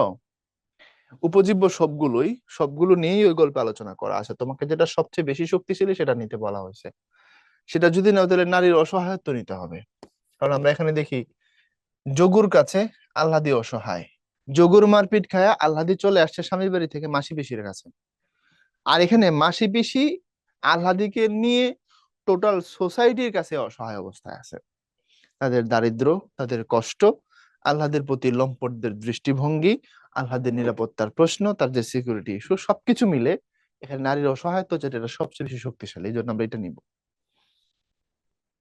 মাসিপিসি গল্পে আহ্লাদের স্বামীর নাম কি? শরবতখোর, শরবতখোর যোগু। মাসিপিসি গল্পে দুই বিধবার চরিত্রে মিল কিসে? জামাইকে ঠকানোর চিন্তায়, দায়িত্বশীলতা, মানবিক জীবন যুদ্ধ, ব্যবসায়িক বুদ্ধি, নৌকা চালানোর পারদর্শিতায়। বলছে যে চরিত্রের মিল দায়িত্বশীলতা এবং মানবিক জীবন যুদ্ধ। তারা কিভাবে নিজেদেরকে বাঁচায় রাখবে, কিভাবে তারা আল্লাহদের দায়িত্ব নিবে, কিভাবে তারা তাকে সেভ করবে, কিভাবে তারা তাদের জীবনকে অপারেট করবে, এই জায়গায় তাদের দুজনের মধ্যে বিস্তর মিল, তাই না? মাসি পিসি কেন কাছারের বাড়িতে যেতে রাজি হয়নি? উপোস থাকায়, শান্তিবশত, আল্লাহদের নিরাপত্তার কথা ভেবে, নির্যাতনের আশঙ্কায়, আল্লাহদের নিরাপত্তার কথা ভেবে তারা বের হবে। এদিক দিয়ে উসমানেরা, ফেটিপাদা বৈদ্যরা লেখা আছে, ওরা ওই জায়গায় বসে রয়েছে। তারা ইচ্ছা সুন্দর নিয়ে যাবে, আল্লাহদিকে তুলে কিডন্যাপ করে, এই জন্য তারা যেতে চায়নি। নিচের কোন বইটি মানিক বন্দ্যোপাধ্যায়ের রচনা? পদ্মা নদীর মাঝি। রঙ্গিলা নায়ার মাঝি, এটা জসিমউদ্দিনের লেখা। জসিমউদ্দিনের বিখ্যাত বইগুলোর মধ্যে এটা একটা, এটা একটা গানের বই। তোমরা তো জানো জসিমউদ্দিন গান লিখে নাই না, উনি গান লিখছে, প্রচুর গান ওনার। তোমরা শুনছো ওনার গান, কিন্তু কইতে পারো না এটাই যে ওনার গান। আমি বই শোনাই দিচ্ছি, দেখো চিনো কিনা। আমার গলার হার খুলে নে ওগো ললিতে, এটা হচ্ছে তোমার রাধা কৃষ্ণের প্রেম বিষয়ক গান। শোনো নাই না? আচ্ছা, এটা কি শুনছো? আমায় ভাষায় এলি রে, আমায় ডুবাই এলি রে, অকুল দরিয়ার বুঝি কুল নাই রে। লাইনে এবার এবার কমন পড়ছে, এটা শুনছো। তারপর এটা কি শুনছো? আব্বাস উদ্দিনের বিখ্যাত গান, মাঝি বাইয়া যাও রে, অকুল দরিয়ার মাঝে আমার ভাঙা নাও, এটা ওনার গান। তারপর এটা কি শুনছো? আমার সোনার ময়না পাখি, কোন দেশেতে গেলা উইরা রে, দিয়া মুরে পাখি ফাঁকি। বুঝতে পারছো কথা? এরকম বিখ্যাত বিখ্যাত গান আছে ওনার। সাত সাগর, কর্ণফুলীর মাঝিটা যে কে লিখছে আমি ভুলে গেছি। সাত সাগরের মাঝি ফররুখ আহমদের লেখা, এবং ফররুখ আহমদের শ্রেষ্ঠ কবিতার বই এটা, সাত সাগরের মাঝি। তাহলে এখানে আমরা পাইলাম অল আর মাঝিস, এর মধ্যে পদ্মা নদীর মাঝি যেটা মানিকের বই, এবং এটা হচ্ছে একটা উপন্যাস। কারো কারো মতে এটা বাংলা সাহিত্যের শ্রেষ্ঠ উপন্যাস। এবং যদি আমার জিজ্ঞেস করো, আমার কাছে এটাকে বড় ধরনের মাস্টারপিস মনে হয়। শ্রীকান্ত অনেক বড় মাস্টারপিস নিঃসন্দেহে, কিন্তু শ্রীকান্ত সাইজে এত বড়, এটা পড়ে শেষ করাও একটা হ্যাসেল। কারণ শ্রীকান্তর একটা পার্ট আর এটা এক সাইজের উপন্যাস, শ্রীকান্তের চারটা পার্ট। তো সেদিক থেকে ধরলে ওইটা অনেক বড় উপন্যাস এবং ভালো উপন্যাস। টিকটিকি গল্পের লেখক কে? টিকটিকি গল্পের লেখক মানিক বন্দ্যোপাধ্যায়। কোনটি? মানিক বন্দ্যোপাধ্যায়ের রচনা। পুতুল নাচের ইতিকথা, হাসুলিবাকের উপকথা তারাশঙ্করের। তোমরা তারাশঙ্কর বন্দ্যোপাধ্যায়ের নাম শুনছো কিনা আমি জানি না। তোমরা অনেক বিখ্যাত রাইটারের নামে শুনো নাই। তারাশঙ্কর বন্দ্যোপাধ্যায় বাংলা সাহিত্যের শ্রেষ্ঠ পাঁচজন ঔপন্যাসিকের একজন, তারাশঙ্কর। আমরা তো উপন্যাস বললে ওই দিকে শরৎ বাবু, মানিক, রবীন্দ্রনাথ, বিভূতিভূষণ, এর বাইরে আর নড়তে পারি না। কিন্তু তুমি যদি শর্টলিস্ট করো, উনি একটা। এবং এই যে বললাম সেরা উপন্যাস কোনটা, পদ্মা নদীর মাঝি নাকি শ্রীকান্ত না কোনটা, এই জায়গায় এই লিস্টে তার একটা বিখ্যাত উপন্যাস আছে, নাম হচ্ছে কবি। ওনার একটা বই আছে, নাম হচ্ছে কবি, বিখ্যাত উপন্যাস। তিতাসিকি নদীর নাম, এটা আমাদের এলাকার একজন রাইটার, ব্রাহ্মণবাড়িয়াতে বাড়ি, ওনার নাম অদ্বৈত মল্ল বর্মন। এটা আগে পাঠ্য ছিল। আগে দুইটা বই পাঠ্য থাকতো, এখনকার মতো এরকম সিলেবাস ছিল না। দুইটা নাটক পাঠ্য থাকতো ইন্টারমিডিয়েটে, দুটো উপন্যাস পাঠ্য থাকতো। হ্যাঁ, তুমি যে কোনো একটা থেকে উত্তর দিতে পারবা, কিন্তু সিলেবাসে দুইটা দেয়া থাকতো। আমাদের সময় সিলেবাসে পাঠ্য ছিল হচ্ছে তিতাসিকি নদীর নাম, আর ছিল হচ্ছে পদ্মা নদীর মাঝি, এই দুইটা পাঠ্য ছিল। আমি দুটোই পড়ছি। আমি উত্তর দিতাম নর্মালি পদ্মা নদীর মাঝি থেকে। কিন্তু তিতাসিকি নদীর নাম এটাও মারাত্মক উপন্যাস, এটা পড়লেও শেষ 20-25 পেজে তোমার কান্না আসবে, চোখে জল ঝরবে, যদি একটু মায়া থাকে আর কি। মায়া না থাকলে আর কি করা, এখনকার পোলাপান হরর মুভি দেখতে দেখতে আবেগ অনুভূতি সব মেরে ফেলেছে, বুঝছো। অদ্বৈত মল্ল বর্মন, ব্রাহ্মণবাড়িয়ার গোকর্ণ ঘাটে ওনার জন্ম। ব্রাহ্মণবাড়িয়ার ছেলেবেলারা তোমরা নিশ্চয়ই জানো, ওখানে অনেক মানে ইতিহাস রিলেট করে সুন্দর সুন্দর জিনিস লেখা আছে। ব্রাহ্মণবাড়িয়া সম্পর্কে অনেক কিছু জানতে পারবা। আর সবচেয়ে বড় ব্যাপার, উপন্যাসটা মারাত্মক, দারুণ উপন্যাস। এরপরে কৃষ্ণকান্তের উইল, এটা হচ্ছে তোমার বঙ্কিমচন্দ্র চট্টোপাধ্যায়ের লেখা। বঙ্কিমচন্দ্র চট্টোপাধ্যায়। এখন বাংলা সাহিত্যে উইল নিয়ে ঝামেলা আছে। আরেকটা উইল আছে, সেটা হচ্ছে বৈকুণ্ঠের উইল। এই বৈকুণ্ঠের উইল যেটা, এটা আবার শরৎ বাবুর, মাথায় রাখো, হ্যাঁ। এরপরে আসো, মানিক বন্দ্যোপাধ্যায়ের উপন্যাস নয় কোনটি? পদ্মা নদীর মাঝি, চতুষ্কোণ, ছোট বকুলপুরের জাতি, তিস্তাপারের বৃত্তান্ত। এটা ওনার লেখা না, খুব সম্ভবত এটা দেবেশ রায়ের লেখা, আমার যদি ভুল না হয়। আর বাকি যেগুলো আছে সবগুলোই মানিক বন্দ্যোপাধ্যায়ের লেখা। এরপরে আসো, মানিক বন্দ্যোপাধ্যায়ের কোন গল্পটি বন্ধুদের সাথে বাজি ধরে লিখেছিলেন? অতসীম আমি, যে গল্প ভাই তোমাদেরকে অলরেডি শোনাই দিছি। এই গল্পের শেষটা খুব কাছি, হৃদয় লাগার মতো। মাসে বেশি গল্পটি পরবর্তীতে কোথায় সংকলিত হয়? পূর্বাশা পরিস্থিতি, সবুজপত্র, কল্লোল। পরিস্থিতি। প্রথমে পূর্বাশা পত্রিকা প্রকাশিত হয়েছিল, পরে পরিস্থিতি নামক গ্রন্থে এটা সংকলন করা হয়েছে। মাসে বেশি গল্পটি কোন রীতিতে লেখা? সাধু চরিত, আঞ্চলিক রীতি, কথ্য ভাষায়। এখন তুমি যদি গল্পটা পড়ো, শেষ বেলায় খালে এখন পূর্ব ভাটা, তারপরে দুটো শকুন উড়ে এসে বসেছে। হ্যাঁ, না বসেছে বলা আছে নাকি বসিয়াছে বলা আছে? বলা আছে বসেছে। তো গল্পের শুরু থেকে শেষ পর্যন্ত তুমি যদি দেখো, সেটা বলা চলিত রীতি।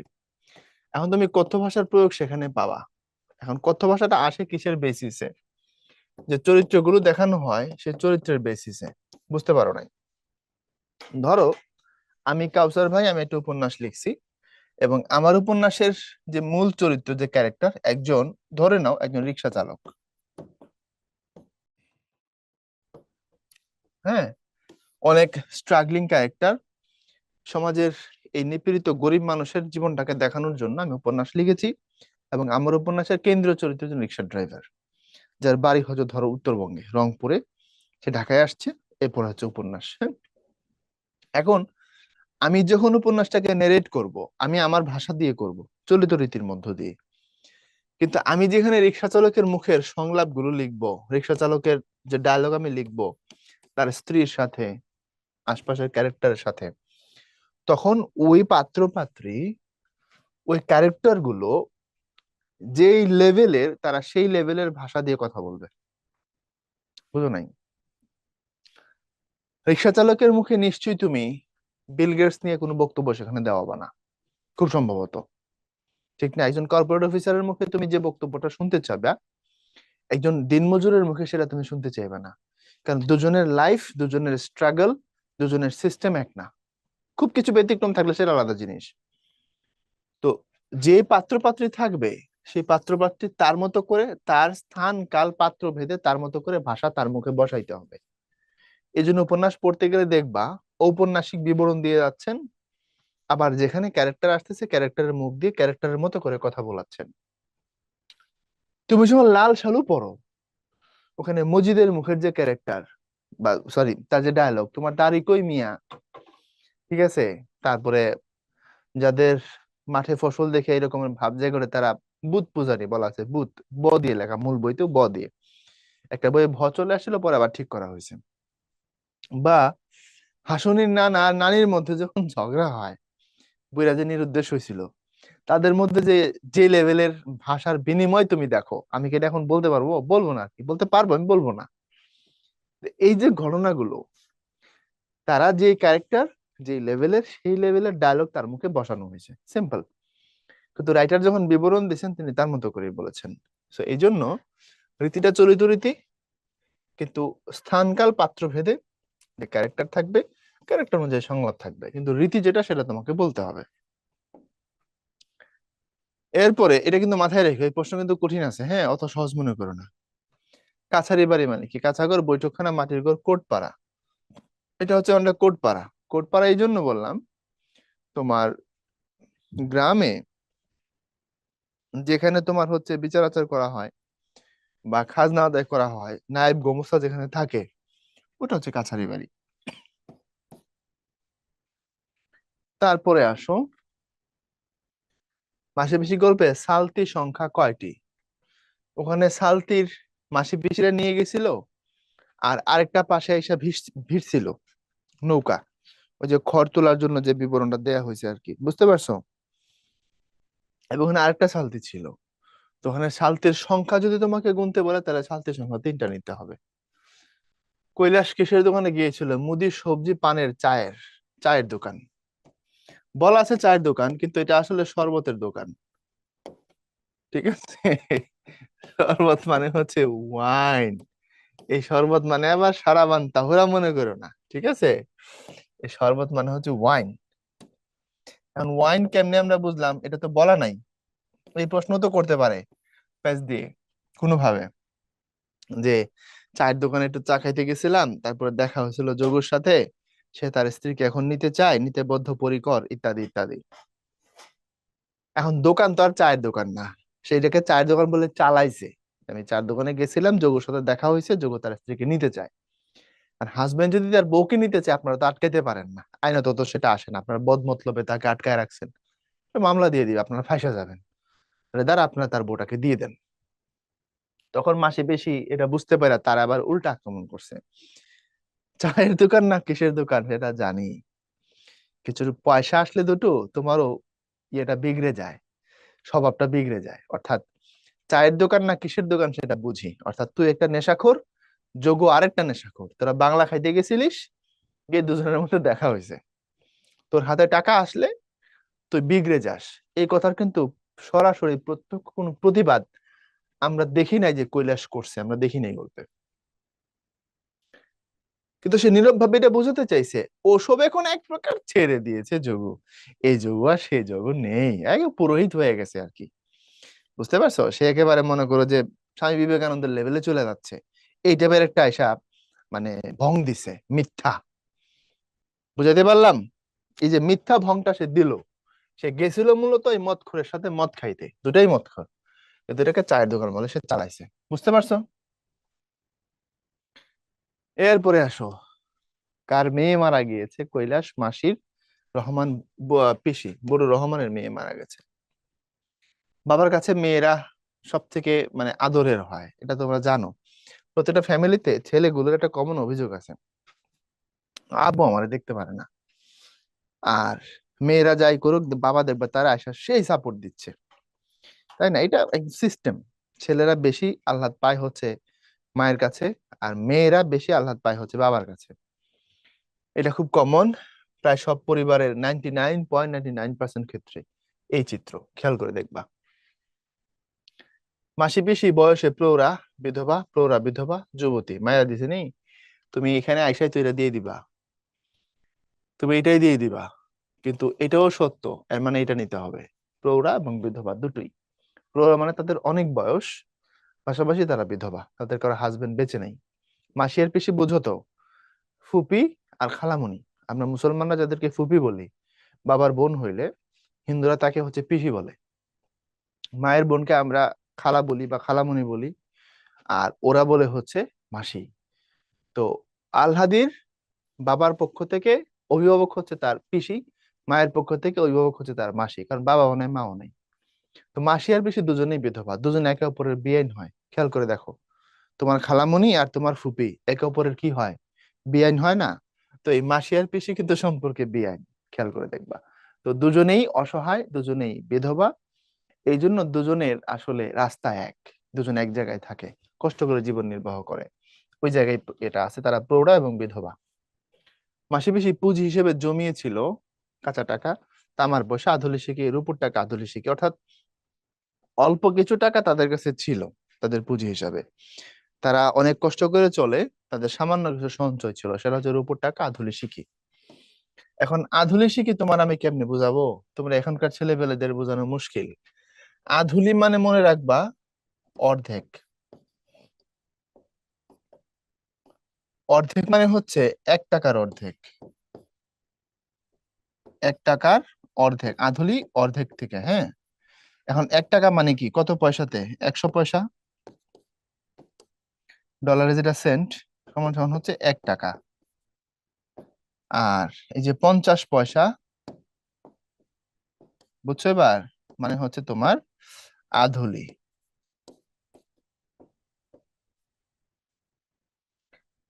আর সে কি হচ্ছে তারও কম। 1 টাকার 4/1 মানে 1 টাকার 4/1 যদি হয়, এই হলো তোমার 1 টাকা, তার 4/1 আচ্ছা, এইভাবে না, এটা দেয়াল লেখার দরকারই নাই, সহজ কথা লিখে দিই, তাহলে সহজে বুঝতে পারবা। মানে হচ্ছে 25 পয়সা। এটা মূলত 1 এককের 4/1 সেক্ষেত্রে সিকি, পোয়া, চৌথা এক এক ভাবে বলা যায়। টাকার ক্ষেত্রে সাধারণত আমরা সিকি বলি। 25 পয়সা যদি হয়, 4 পঁচিশে 100, 100 পয়সা মানে 1 টাকা। কথা কি ক্লিয়ার হয়েছে? 1 এককের 4/1 এখানে এককটা হচ্ছে 100 পয়সায়, যদি এককটা 60 পয়সায় হয় তখন এটা 15 হবে। এখানে 1 টাকার 4/1 বলে 25 পয়সাতে হয়েছে। কানাই চৌকিদার কখন এসেছিল? একাদশীতে, দ্বাদশীতে, ত্রয়োদশীতে, চতুর্দশীতে। ওই সময়টা ছিল হচ্ছে তোমার পূর্ণিমার কাছাকাছি সময়। পূর্ণিমার কাছাকাছি সময়, পূর্ণিমা হচ্ছে চান্দ্র মাস বা চন্দ্র মাস যদি ধরো, ওটা 28 দিনে, ঠিক না? এই জন্য 14তম রাত সমান হচ্ছে পূর্ণিমা। আর পূর্ণিমার ঠিক 2 দিন আগের কথা, তখন আকাশে উজ্জ্বল চাঁদ আছে, এটা ছিল দ্বাদশী। মনে রাখো, আহ আশ্বিন মাসের পূর্ণিমা সবচেয়ে উজ্জ্বল হয়। তোমাদেরকে একটু রোমান্টিসিজম শিখাই দিই। আশ্বিনের পূর্ণিমা তিথি, এক কথায় এটাকে কোজাগর বলে, শিখে রাখো, এটা একটা এক কথায় প্রকাশও বটে। আশ্বিনের পূর্ণিমা তিথি, এক কথায় তাকে বলা হয় কোজাগর। আচ্ছা, হিন্দুরা সম্ভবত এটাকে লক্ষ্মী পূর্ণিমা বা লক্ষ্মী পূর্ণি এরকম কিছু একটা বলে, ওদের একটা ধর্মীয় অনুষঙ্গ আছে এটার সাথে জড়িত।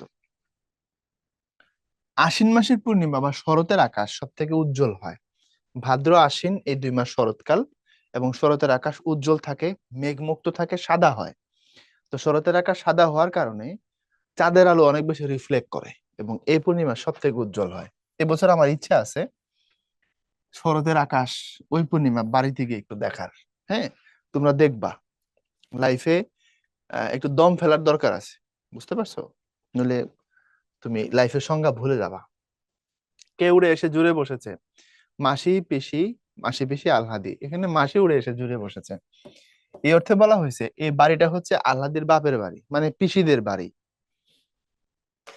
এখন পিসিদের বাড়ি যদি হয়, তাহলে উড়ে এসে জুড়ে বসছে কে? খুব সিম্পল, মাসি। বুঝলা কিনা? মানে হচ্ছে তোমার বাবা, তোমার ফুপি একই বাড়িতে জন্মাইছে না, ফুপিকে বিয়ে দিছো, তারপরে উনি স্বামীর বাড়ি চলে গেছে। তো স্বামী মারা যাওয়ার পর উনি আবার নিজের বাপের বাড়ি চলে আসছে, তাহলে বাড়িটা কার? বেসিক্যালি পিসির, ফুপির। আর মাসি এখানে আসছে তার কাছে থাকতে, এই জন্য বলা হয়েছে মাসি যেন উড়ে এসে জুড়ে বসেছে, ওই অর্থে। আলাদিনা কিন্তু আবার উল্টা বুঝো না। ফেটি বাঁধা বাবরিওয়ালা পেয়াদার নাম কি? সাধু বংশী, উসমান বৈদ্য। আচ্ছা, এখন ফেটি চিনো কিনা সেটা আগে বলো। ফেটি বুঝো? ফেটি মানে হচ্ছে মাথার মধ্যে এক ধরনের পাগড়ির মতো একটা ড্রেস আছে, সেটা অনেকটা, তোমাদেরকে কেমনে বোঝাই, হিন্দুদের, হিন্দুদের না, এটা কারা যেন, শিখরা যেমন করে বেঁধে রাখে পাগড়ির মতো, ঠিক পাগড়ি না, ওই রকম একটা আছে ফেটি। ফেটি এই বৈদ্য, উত্তর হলো বৈদ্য। এই পেয়াদার নাম হচ্ছে বৈদ্য। এটা ঠিক পেয়াদাও না, ওদের লোক আর কি। ব্যঞ্জন বলতে বোঝায় রান্না করা তরকারি। ব্যঞ্জন বলতে বোঝায় রান্না করা তরকারি। এখন তোমাদের আমি কেমনে বুঝাই এটা? এটাকে বলা হয় বেজুন, কোথাও কোথাও এটাকে বেজুন বলে। এখন কোন বেজুনটা হয় রান্না করা তরকারি? সব রান্না করা তরকারিকে ব্যঞ্জন বলা হয় না। একটু ভালো তরকারি, দামি তরকারি, বা সোজা কথায় যদি বলি একটু ভাজা টাইপের, বুঝছো? একটু ধরো একটু ভাজা টাইপের, ভাজা টাইপের যে তরকারি, এটাকে তারা ব্যঞ্জন বলা হয়। হিন্দু সমাজে এই কথাটার ব্যবহার আছে, আমরা মুসলমানরা খুব একটা ব্যবহার করি না এই কথাটা। হিন্দুরা একটু ভাজা তরকারি হইলে, মাছ ভাজা ধরো, মাছ দিয়ে আলু দিয়ে একটু ভাজি ভাজি করে রান্না করা হয়েছে, এমন একটু ভালো তরকারি যেটা, সেটাকে ব্যঞ্জন বা বেজুন বলে। এখন আমাদের যে প্রতিবেশী আছে হিন্দু বাড়ি, ওখানে মামিদের মুখে আমি এটা বলতে শুনছি, এরকম তরকারি তারা বলে বেজুন, বেজুন রাঁধছে। আর না হলে অন্যভাবে রান্না করলে অন্য নাম থাকে। তবে এই যেহেতু তরকারির নাম হলো ব্যঞ্জন বা বেজুন, বুঝতে পারছো? মানিক বন্দ্যোপাধ্যায়ের প্রথম গল্প কোনটি? হারানের নাচ জামাই, হলুদ পোড়া, সরীসৃপ, অতসী মামি। উত্তর হচ্ছে অতসী মামি। জোয়ান কোন ভাষার শব্দ? আরবি, হিন্দি, ফার্সি, উর্দু। খেয়াল করে দেখো, জোয়ান শব্দের অর্থ হচ্ছে যুবক, বলিষ্ঠ দেহ আছে এই রকমের মানুষ, কথা বুঝছো? জোয়ান বেটে লোক কাজ করতেছিল নৌকার ঘাটে। এই জোয়ান যুবক এই শব্দটা হচ্ছে ফার্সি থেকে আসছে। খবর থেকে খপর, এটি কোন নিয়মে এসেছে? সমীভবন, বিষমীভবন, ব্যঞ্জন লোপ, ব্যঞ্জন বিকৃতি। দেখো, কথাটা হচ্ছে খ বর, আর এখানে হচ্ছে খ পর। তাহলে মাঝখানে একটা ভেজাল হয়েছে এই জায়গায়। কোন ভেজালটা? এখানে দেখো, যে বটা ছিল, এই বটা এখানে পতে রূপান্তরিত হয়েছে। এখানে খ ঠিক আছে, এখানে র ঠিক আছে, এখানের খ, এই যে র, এই দুইটা ঠিক আছে, মাঝখানে যেটা ব ছিল সেটা পতে রূপান্তর হয়েছে। তাহলে যদি একটা ব্যঞ্জনের জায়গায় আরেকটা ব্যঞ্জন চলে আসে, সেটার নাম হচ্ছে ব্যঞ্জন বিকৃতি। একটা ব্যঞ্জনের জায়গায় যদি আরেকটা ব্যঞ্জন চলে আসে, যেমন এ হচ্ছে তোমার, কথাটা আসে হচ্ছে তোমার কবার থেকে, কবার থেকে যদি কি হয়? কপাট হয়। তাহলে দেখো, এই হলো কবাট, এই হলো কপাট। আমরা ধ্বনি পরিবর্তন যে ক্লাস ছিল সেখানে বলছি। এখন সমীভবন, বিষমীভবন যেটা, বিশেষ করে বিষমীভবন, এখন তুমি প্রশ্ন করবা তাহলে ভাইয়া, এই শরীর তো শরীর হয়েছে, আর সমীভবনের ক্ষেত্রে এই কাঁধ না এটা তো ভাইয়া কান্না হয়েছে। এখন তাহলে ভাইয়া কি হবে? ব্যঞ্জন লোপ অত গুরুত্বপূর্ণ কোনো কিছু না, আমার কোনো একটা ব্যঞ্জন লোপ পাওয়া যাবে, সহজ কথা। বা চ্যুতি হয়ে যাবে, বৌদিদি থেকে বৌদি। এখন খুব খেয়াল করে বুঝো এই জায়গাগুলো, একটু কঠিন আছে ভাই, ধরাই দিচ্ছি সব, হ্যাঁ। দেখো, এই শরীর থেকে শরীর আর খবর থেকে খপর, এই দুটোর মধ্যে মিল কি, পার্থক্য কি? ওখানেও একটা ব্যঞ্জনের জায়গায় আরেকটা ব্যঞ্জন আসছে, এখানেও একটা ব্যঞ্জনের জায়গায় আরেকটা ব্যঞ্জন আসছে। এটা হলো মিল। পার্থক্য কি? পার্থক্য হলো এখানে ব এর জায়গায় প আসছে, আর এখানে দেখো রর জায়গায় ল আসলেও এখানে কিন্তু ডাবল ছিল, বাট এখানে ডাবল নেই। এই জন্য বিষমী ভবনের সংজ্ঞায় বলা আছে দুটো সমবর্ণের একটির পরিবর্তনকে বিষমী ভবন বলে। এই হলো ভেজালটা, দুটো সমবর্ণের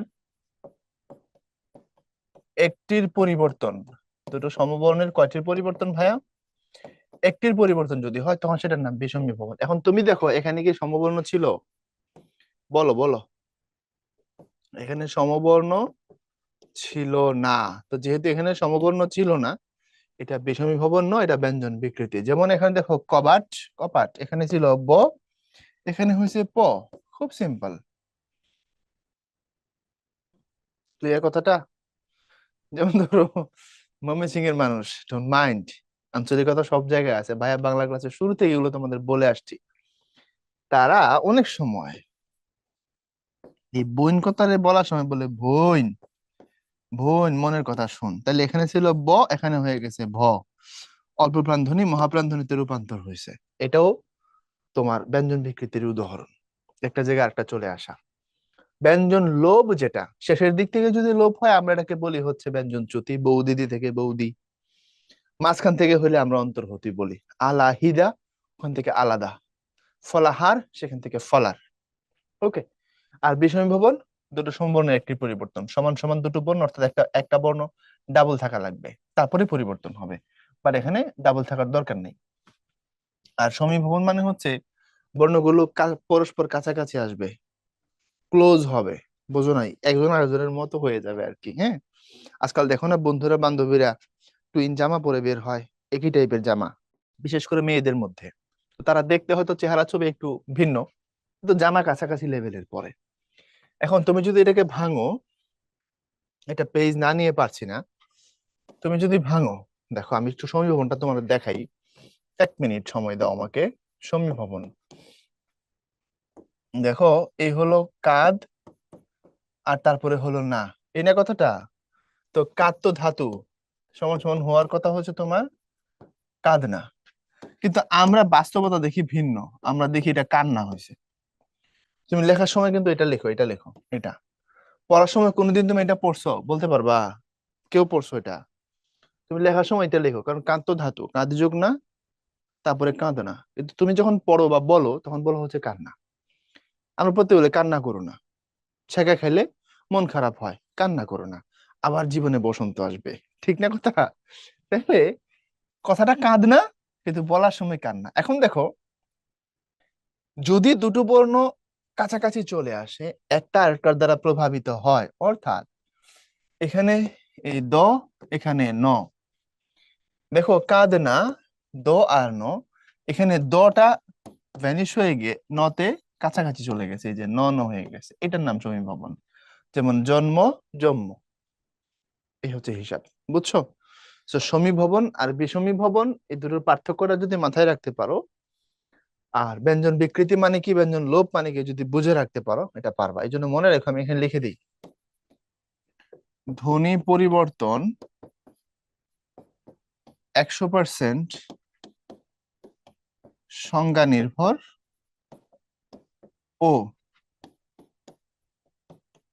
প্র্যাকটিক্যাল টপিক। আমি বলেছি এই কথা ক্লাস যেদিন নিচ্ছি সেদিনও, সংজ্ঞা নির্ভর ও প্র্যাকটিক্যাল। তুমি ডেফিনেশন মনে থাকলে পারবা, আদারওয়াইজ পারবা না। প্র্যাকটিক্যাল এই কারণে তোমার লাইফে এটা পদে পদে আছে, প্রতিটা স্টেপে কাজে লাগে। খেয়াল করে দেখো, তুমি এগুলো করো না তোমার লাইফে, দেখো না ধ্বনি পরিবর্তন গুলো। ওকে। তাহলে আমরা এখান থেকে শিখলাম ব্যঞ্জন বিকৃতির মাধ্যমে খবর থেকে খপর এটা হয়েছে।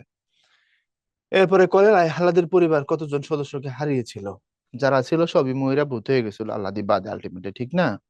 বাবা মারা গেছিল, মা মারা গেছিল, ভাই বোন যারা তারা মারা গেছিল। তো সে তার পরিবারের সে বাদে বাকিদের হারাইছে, মানে তিনজনকে হারাইছে।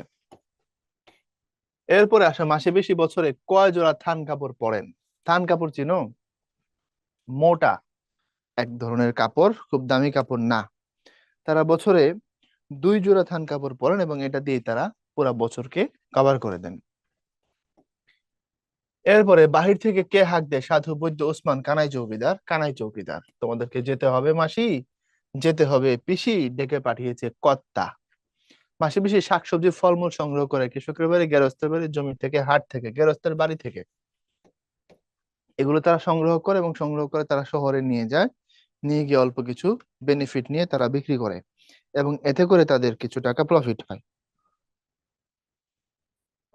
তারপরে আসো, গায়ের বাবু বাসিন্দারা বাগানের জিনিসপত্র বেচতে দিত দ্বিগুণ লাভের জন্য, বাড়তি টাকার জন্য, নগদ পয়সার জন্য, মাসে বেশি লেনদেন ভালো তাই। দেখো, বাবু বাসিন্দারা বাগানের জিনিসপত্র বেচলে কিছু নগদ পয়সা পাইতো, ঠিক না? যারা গ্রামের একটু বড় লোক, যাদের একটু ধরো পয়সা প্রতিপত্তি আছে, যাদের ফসল টসল ভালো আছে, তারা কিছু নগদ উপার্জন পাইতো এটার মাধ্যমে। কথা বুঝাইতে পারছি? কিছু ক্যাশ পয়সা পাইতো খাওয়ার পাশাপাশি, এই জন্য তারা আল্লাদিকে সরি মাসি পেশি কিনে বিক্রি করতে দিত। মাসে কি হাতে নিয়ে বের হয়ে আসে? বটি, রামদা, কাটারি দা। দেখো, রামদার কোনো ব্যবহার আমরা এখানে দেখি না, দেখছি? রামদার ব্যবহার আমরা পাই না এখানে। বটির কথা পাই আমরা, কাটারির কথা পাই আমরা, দায়ের কথা পাই আমরা, ঠিক না? সো উত্তর কোনটা? উত্তর হলো বটি। মাসি একটা বটি হাতে নিয়ে বের হয়ে আসে। তারপরে হচ্ছে তোমার, মাসি পিসি কেন কাছারি বাড়িতে যেতে রাজি হয়নি? উপোস থাকায়, শান্তিবশত, আল্লাহদের নিরাপত্তার কথা ভেবে, নির্যাতনের আশঙ্কা, আল্লাহদের নিরাপত্তার কথা ভেবে তারা যেতে চায়নি।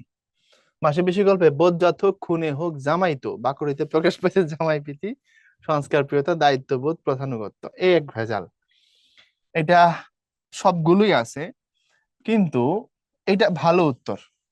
খুনে হোক, জামাই হোক, বজ্জাত হোক, জামাই তো মানে খারাপ হোক যাই হোক, আমরা জামাই যেহেতু, সেহেতু তাকে আমরা সম্মান করব। আমাদের সমাজের এটা একটা দিক, বা ভালো দিক বা খারাপ দিক, এরকম করে তুমি যে কোনো ভাবে এটাকে ধরতে পারো। এখন জামাই হইলে তারে নিয়ে আসা খুব সমাদর করা লাগবে, এটা আমাদের একটা সিস্টেম, প্রচলিত প্রথা বা কাস্টম, এটা রীতিনীতি, সামাজিক ভাবে এটা প্রতিষ্ঠিত হয়ে গেছে। এই জন্য প্রধানুগত্য, এটা ভালো উত্তর। যোগু আর সেই যোগু নেই বলতে যোগ চরিত্র কোনটিকে বোঝানো হয়েছে? চারিত্রিক পরিবর্তন, মানে আগের মতো সে আর শরবত খায় না, সে ভালো হয়ে গেছে, ঠিক আছে, এখন সে পানি খায়, এই তো। রসুই শব্দের অর্থ কি? রসুই শব্দের অর্থ হচ্ছে রান্নাঘর। রসুই চালা মানে হচ্ছে রান্নাঘর, যেখানে রান্না বান্না করা হয়। এরপরে জখম কোন ভাষার শব্দ? আরবি, ফার্সি, দেশি, হিন্দি। তোমরা হিন্দিতে প্রচুর পরিমাণে এটার ব্যবহার দেখবা, দেখো নাই?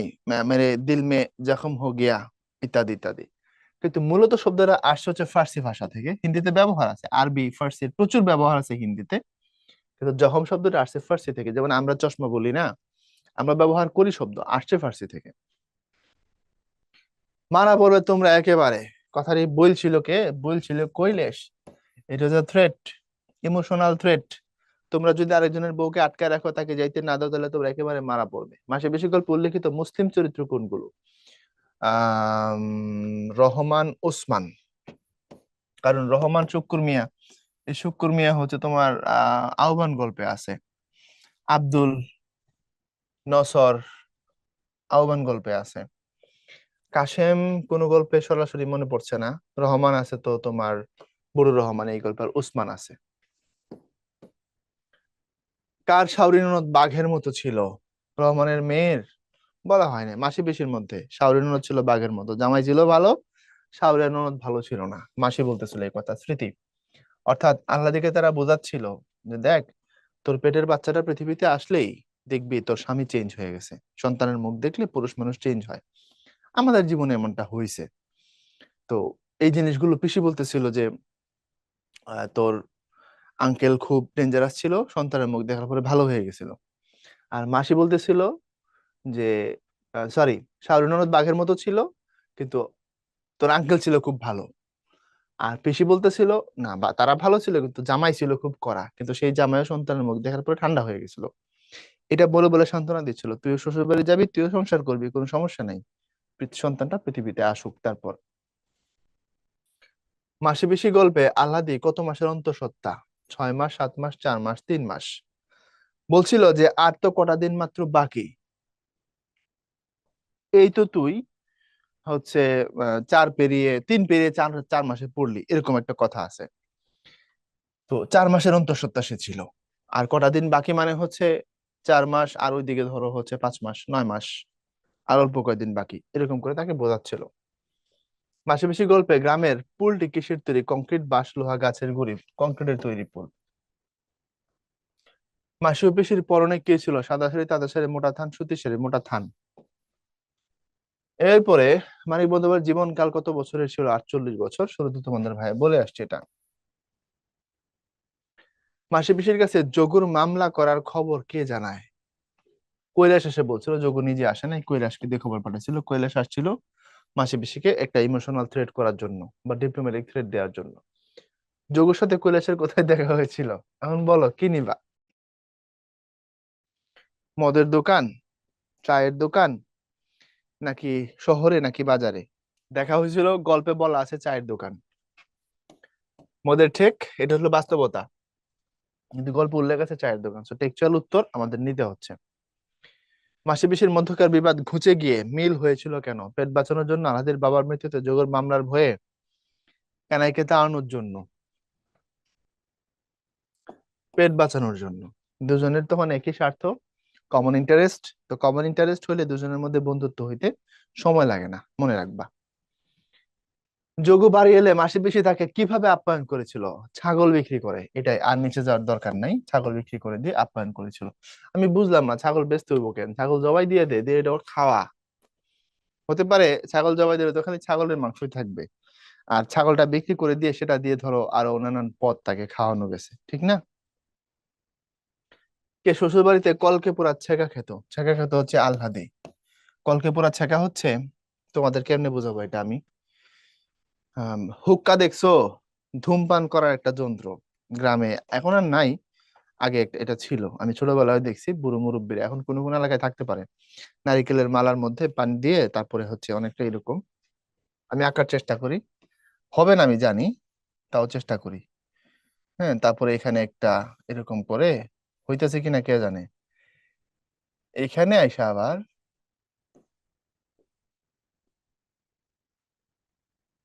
এটা কি হুক্কা হইলো?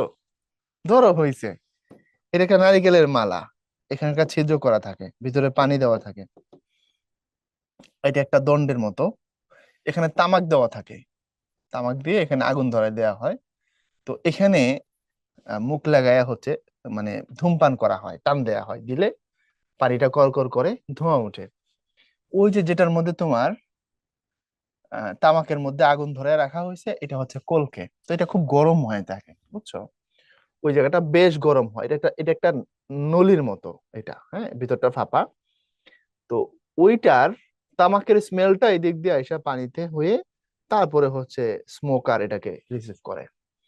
হ্যাঁ, তোমরা হুক্কা লিখে সার্চ করো, দয়া করে আমারে মাফ করো, আমি, ঠিক আছে, হুক্কা লিখে বা হুকা সার্চ করো গুগলে, দেখে নাও, বা গ্রামীণ হুকা লিখতে পারো, তাহলে বুঝতে পারবে। তো ওই যেখানে তোমার আগুনটা রাখা হয়, ছোট্ট, এটা মাটির তৈরি হয়, ওটার বলা হয় কলকে। এটা দিয়ে ছেঁকা দিত আল্লাদিকে, কত বড় নিষ্ঠুর নির্যাতন। যোগুর সম্প্রতি বউ নেবার আগ্রহ হয়েছে কেন? সন্তানের মুখ দেখার জন্য, নিজের ভুল বুঝতে পারে, আল্লাদের বাবার সম্পত্তি আত্মসাৎ করার আশায়, এটাই। বাবা মা মারা গেছে, এখন সম্পত্তি আল্লাদি পাবে, ওটা নিয়ে ও গিলে খাবে এই জন্য। আল্লাদের মুখশ্রী কেমন? শুকনো, ক্লান্ত, থমথমে, উজ্জ্বল, গোলগাল, ক্লান্ত, গোলগাল ও থমথমে, গোলগাল ও থমথমে। এরপরে মাসি পিসির গলার স্বর কেমন ছিল? ঝরঝরে ও মোটা, তীক্ষ্ণ, চিকন, ভীত, বিচিন্ত, রাগান্বিত, চিকন, তীক্ষ্ণ। এটা কিছুটা যায়, কিন্তু মূলত তারা খুব প্রতিবাদী ছিল। ঝরঝরে ও মোটা, এটা হচ্ছে ভালো উত্তর। চিকন ঝরে তারা কথা বলেনি। মাসি পিসির গলার স্বরে কি আছে? সম্মোহনী ক্ষমতা, ঝংকার, রাগ, বিরক্তি, ঝংকার বলাই আছে। আর খুব একটা পাত্তা দিয়ে কথা বলতো না, ঝংকার আছে। যোগু কৈলাসকে দিয়ে মামলার খবর কেন জানিয়েছিল? মজা, আল্লাহ থেকে ফিরিয়ে নেওয়া, ভাওতা দিয়ে মাসি পিসিকে দমানোর জন্য, রাগ প্রকাশ করার জন্য। 2 এবং 3 দুটোই ঠিক, দুটোই ঠিক। কারণ মাসি পিসি নিজেরাই এগুলা বলছে আল্লাহ থেকে, যে তুই ভয় পাইস না, এগুলো আমাদেরকে ভাওতা দিয়ে দমানোর চেষ্টা করছে। তো দমানোর চেষ্টা করছে কেন? দমানোর চেষ্টা যদি করে থাকে, তো সে চেষ্টা করছে কেন? করছে আল্লাহ থেকে ফিরে নেওয়ার জন্য। So, উত্তর হবে আল্লাহ থেকে ফিরে নেওয়ার জন্য। এবার বুঝছো? আল্লাহ থেকে শ্বশুর বাড়িতে পাঠানোর কথা ভাবলেই মাসি পিসির কেমন প্রতিক্রিয়া হয়? রেগে যায়, বিরক্তি, আতঙ্কিত হয়, পাশুটে মেরে যায় আতঙ্কে। এটা মূলত পাশুটে মেরে যায়, মেয়ে নিজেই পাশুটে মেরে যায় আতঙ্কে। ব্যঞ্জনে নুন দেওয়ার সময় কে নুনের পাত্র এগিয়ে দেয়? পিসি, মাসি, আলহাদি, আলহাদির মা। এটা আগা দেয় হচ্ছে পিসি। দুজনের মধ্যে খুব ভালো একটা ইন্টারাকশন আর কি। কাছারি বাড়িতে বাবুর সাথে কে অপেক্ষা করেছিল? দারোগা। বলা আছে দারোগা বাবু এসে বসে রয়েছে, তোমরা যাও। মিথ্যা, ভাওতা। মাসি পিসি কার সাথে বাজারের তুলনায় ঝগড়া করেছে? সরকার বাবু। এখন এই তোলাটা হচ্ছে এক ধরনের চাঁদা। হাট ইজারা নেওয়া হয় না? হাট ইজারা নেওয়া হয়। ধরো আমি একটা গরুর হাট ইজারা নিলাম। এখন এখানে হাট বসবে, গরু বিক্রি হইলে প্রতি 1 লাখে ধরো আমাকে 500 টাকা দিতে হবে। যিনি কিনবেন তিনি দিবেন। 1 লাখ টাকার গরু কিনলে আমাকে 500 দিতে হবে। 2 লাখ টাকার কিনলে আমাকে 1000 দিতে হবে, কারণ হাটটা আমি নিয়েছি যারা ভাড়া। এটা আমি কেন নিলাম টাকাটা? এই যে আমি ক্রেতা এবং বিক্রেতাকে একটা স্পেস দিলাম লেনদেন করার জন্য। ক্রেতা বিক্রেতারে পাইতো কই? বিক্রেতা ক্রেতাকে কোথায় পাইতো? আমি যে একটা ব্যবস্থা করে দিলাম, হাজার হাজার বিক্রেতা আসছে কিনতে, হাজার হাজার হাজার হাজার বিক্রেতা আসছে গরু বিক্রি করার জন্য, ক্রেতা আসছে কেনার জন্য। আমি যে একটা ব্যবস্থাপনা করলাম, আমি যে প্লেস নিলাম, আমি যে মেডিকেল ট্রিটমেন্টের জরুরি সহায়তা দিলাম, ইত্যাদি ইত্যাদি ব্যবস্থা দিয়ে রাখলাম, একটা সুন্দর পরিবেশ ক্রিয়েট করে দিলাম। দ্যাটস ওয়াই একটা গরু লেনদেন হলে যিনি কিনবেন তিনি আমাকে এই টাকাটা দিবেন। এই যারা এরকমই বাজারের গ্রামীণ বাজারগুলো তো ইজারা আছে। ওই যে ইজারার যে টাকাটা দেয় আর কি, যাদেরকে, যিনি গ্রহণ করেন, ওই টাকাটাকে তোলা বলে। তো তোলাটা অনেকটা এরকম, গ্রামের বাজারের ক্ষেত্রে ধরো একটা বাঁশ বিক্রি করছে, 10 টাকা দিতে হবে। বাঁশ বিক্রি করার জন্য একটা জায়গা ফাঁকা রেখে দেওয়া হয়, এই টাইপের। তো ওই তোলাটা নিতে হচ্ছে সরকার বাবু। এই সরকার মানে আবার গভর্নমেন্ট না। ধরো তার নাম নন্দলাল সরকার, তারা সরকার বাবু ডাকে আর কি, ওই জায়গা থেকে। আর তোলা হচ্ছে এক ধরনের চাঁদা বা এক ধরনের গ্রামীণ ট্যাক্স ধরতে পারো। মাসে বেশি কিসের উপবাস করেছিল? একাদশী, দ্বাদশী, পুজো। উপবাসটা করেছিল একাদশীর, তাই না? এবং ওটা ছিল তোমার দ্বাদশীর রাত, তাই তো? বুঝাতে পারছি? একাদশীর উপবাস, দ্বাদশীর রাত। এরপরে আসো, কোথায় 3-4 জনকে ঘাপটি মেরে বসে থাকতে দেখা যায়? বাড়ির পেছনে, পাশের বাড়ির ছায়া, বড় রাস্তায়, কাঁঠাল গাছের ছায়া। 3-4 জনকে আমরা দেখেছি ঘাপটি মেরে বসেছিল কাঁঠাল গাছের ছায়া। পরের বছরের পর বছর ধরে মাসে বেশি কিছু টাকা পুঁজি করেছিল কেন? আল্লাহ থেকে দিবে, দুঃসময় খরচ, দুর্ভিক্ষ করে আল্লাহদের পিতাকে দেওয়ার জন্য। দুঃসময় খরচের জন্য, যখন কঠিন সিচুয়েশন আসবে, লাইফের চ্যালেঞ্জ আসবে, তখন তারা যেন খরচ করতে পারে। সঞ্চয়ের জন্যই করা হয়। এত রাতে কাছারি বেরিয়ে যেতে মেয়ে নোকে লজ্জা করে। চরণটিতে কি প্রকাশিত হয়েছে? সামাজিক সংস্কার, মেয়েদের স্বভাব, চিরাচরিত গ্রামীণ পরিবেশ, বাঙালি আচরণ। এখানে আমরা দেখবো সামাজিক সংস্কার। রাত্রের বেলা মেয়ে মানুষ কাছারি বেরিয়ে যাবে কেন? গেলে দিনের বেলা যাবে। কাছারি বাড়িতে মেয়ে মানুষ রাতের বেলা গিয়ে কোনো কাজ নাই, তাদের লজিক ঠিক আছে। সামাজিক সংস্কার। কানাই মাসি পিসিকে কি বলে সম্বোধন করেছে? সম্বোধন করেছে ঠাকুরন হিসেবে। মুরব্বী তো এই জন্য ঠাকুরন হিসেবে বলছে, যদি না যাও গো ঠাকুরন তাহলে টেনে হিসেবে নিয়ে যাওয়ার কথা আছে। মাসি পিসি একে অপরকে কি বলে সম্বোধন করে? বেআইন। এই ব্যাখ্যা তোমাদের আমি দিয়েছিলাম। তোমার খালামণি, তোমার ফুপি একে অপরের বেআইন হবেন। কাটারি হাতে নিয়ে কে আক্রমণ করতে আসে? পিসি, মাসি, বৈদ্য, কানাই। আক্রমণ করতে আসে পিসি। বডি কাটারে হাতে নিয়ে তারা ভয় দেখাইছে তাদেরকে। কানের পেয়াদাদের বজ্জাত হারামজাদা বলে কে তেড়ে আসে? বজ্জাত হারামজাদা বলেছিল পিসি। প্রথমে হাক ডাক কে শুরু করে? মাসি, পিসি, আলহাদি, কানাই। প্রথমে হাক ডাক শুরু করেছিল মাসি। গ্রামের মানুষ পাড়া প্রতিবেশীকে ডেকে জমায়েত করার চেষ্টা করে। গোকুল কাদের ঘর মাঝরাতে আগুন দিয়েছিল? সোনাদের ঘরে। ওই বাড়িতেও সেম ঘটনা ঘটাইতে গেছিল, একটা মেয়েকে কিডন্যাপ করতে চাইছিল, পারে নাই, না পারে ওখানে আগুন ধরাই দিছিল। মাসি পিসির ঘরের গামলাটা কার কেনা? পিসির, মাসির, আহ্লাদের বাপের, যোগুর। এটা বড় গামলা আছে, ওই গামলার মধ্যে পানি দিয়ে রাখা হয়েছিল, এমনটা আহ্লাদের বাবার আমলের, তার সময়ের কেনা। পানি রাখছিল এই কারণে যেন আগুন দিলে তারা এটা নিভাইতে পারে। ডালের বড়ি কি দিয়ে তৈরি করা হয়? মুগ ডাল, ছোলার ডাল, ডাল, পেঁয়াজ, খেসারি ডাল, মুগ ডাল, চাল কুমড়া ও ডাল।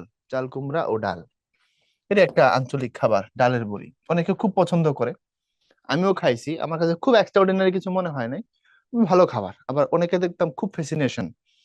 এটা আমার এলাকার আঞ্চলিক খাবার না, আমার এলাকায় এটা বানানো হয় না। ঢাকাতে আমি খাইছি আমার এক বন্ধুর বাসায়। তো ফরিদপুর বা ওই অঞ্চলে দেখলাম, আর বাংলাদেশের পশ্চিম অঞ্চলের বেশ প্রচলন আছে ডালের বড়ি, অনেকে খুবই পছন্দ করে। বাট আমার কাছে এটাকে খুব একটা স্বাভাবিক খাবারের মতো মনে হয়েছে, খারাপ লাগে নাই। তো যতটা এক্সট্রাঅর্ডিনারি বলে এটাকে প্রচার করা হয় ততটা আমার কাছে মনে হয়নি, অনেস্টলি স্পিকিং। এরপরে লঘির দৈর্ঘ্য কত হাত হয়? 2 হাত, 4 হাত, 6 হাত, 10 হাত? এটা ম্যাটার করে। এখানে 6 হাতের কথা আছে ধরো, কিন্তু এটা ম্যাটার করে। লগি হচ্ছে তোমার নৌকা ঠেলার জন্য, বইটা তো হাতে পানির মধ্যে কি করা হয়। আর লগি হচ্ছে একটা বাঁশ, তুমি নৌকা দাঁড়াইছো, ওই বাঁশটা মাটির মধ্যে গেড়ে বাঁশে ধাক্কা দিছো, তো তোমার বল প্রয়োগ করার কারণে বাঁশের উপরে নৌকার সামনের দিকে যাবে, এটা লগি বলে। এক এক এলাকায় এক এক নামে ডাকে। চালতি কোন কাঠ দিয়ে বানানো হয়? গজারি, শাল, কাঁঠাল, তাল, গেওয়া, সেগুন, তাল কাঠ, শাল কাঠ। তাল কাঠ এবং শাল কাঠ। ছোট টাইপের নৌকা, চিকন নৌকা। মানিক রচনাবলীর কততম খণ্ড থেকে মাসে বেশি গল্পটি গ্রহণ করে? তৃতীয়, পঞ্চম, সপ্তম, তারপরে বলা আছে হচ্ছে নবম। পঞ্চম খণ্ড থেকে, মানিক রচনাবলীর পঞ্চম খণ্ড থেকে। মানিক রচনাবলী কোন সংস্থা থেকে প্রকাশিত হয়? ঐতিহ্য, অক্ষরবৃত্ত, বাংলা একাডেমি, বিশ্ব সাহিত্য কেন্দ্র। ঐতিহ্য থেকে, এটা প্রকাশন। বিনা পরামর্শে আপনা থেকে তাদের মধ্যে কি ঠিক হয়েছিল? ফল সবজি বিক্রি, যৌগকে আদর যত্ন করে, আহ্লাদিকে না পাঠানোর কথা, দুজন মিলে ঘর সামলানোর কথা। আহ্লাদিকে না পাঠানোর কথা। তার নিরাপত্তার কথা চিন্তা করে তারা দুজনেই ডিসিশনে চলে আসে যে আমরা আহ্লাদিকে পাঠাবো না, অন্তত এই অবস্থায় কোনোভাবেই পাঠানো সম্ভব না। মরা নয় মরবো, কথাটি কে বলেছিল? যোগু, কানাই, মাসি, পিসি? যোগু আর কানাই তো বলার প্রশ্নই আসে না, কথা আসছে মাসি আর পিসির কারো মুখ থেকে, তাই না? এটা বলেছিলেন পিসি, আমরা প্রয়োজনে জীবন দিব। মাসি পিসি গল্পে আলহাদির বাবা, মা ও ভাই বোন কোন রোগে আক্রান্ত হয়ে মারা গিয়েছিল? কলেরা মহামারী আসছিল, তাই না? দুর্ভিক্ষ এবং কলেরা মহামারী। তো এই ছিল তোমাদের সাথে আয়োজন, একটু লম্বা চড়া আয়োজন, যাতে করে এখান থেকে যে কোনো টাইপের কোশ্চেন তোমার ঘুরে চেক করলে তুমি যেন ভালো করে করতে পারো। কিভাবে আসবে আর কি কি আসতে পারে সবই বলে দিছি। এগুলোর ওয়ান শটও আছে, ওয়ান শট গুলো আমরা নর্মালি করেছি তোমাদের বোর্ড পরীক্ষার জন্য, সেটা তো গেছেই। এগুলো তোমাদের এডমিশনেও কাজে লাগতে পারে। ভালো থেকো সবাই, আবার দেখা হবে, আল্লাহ হাফিজ।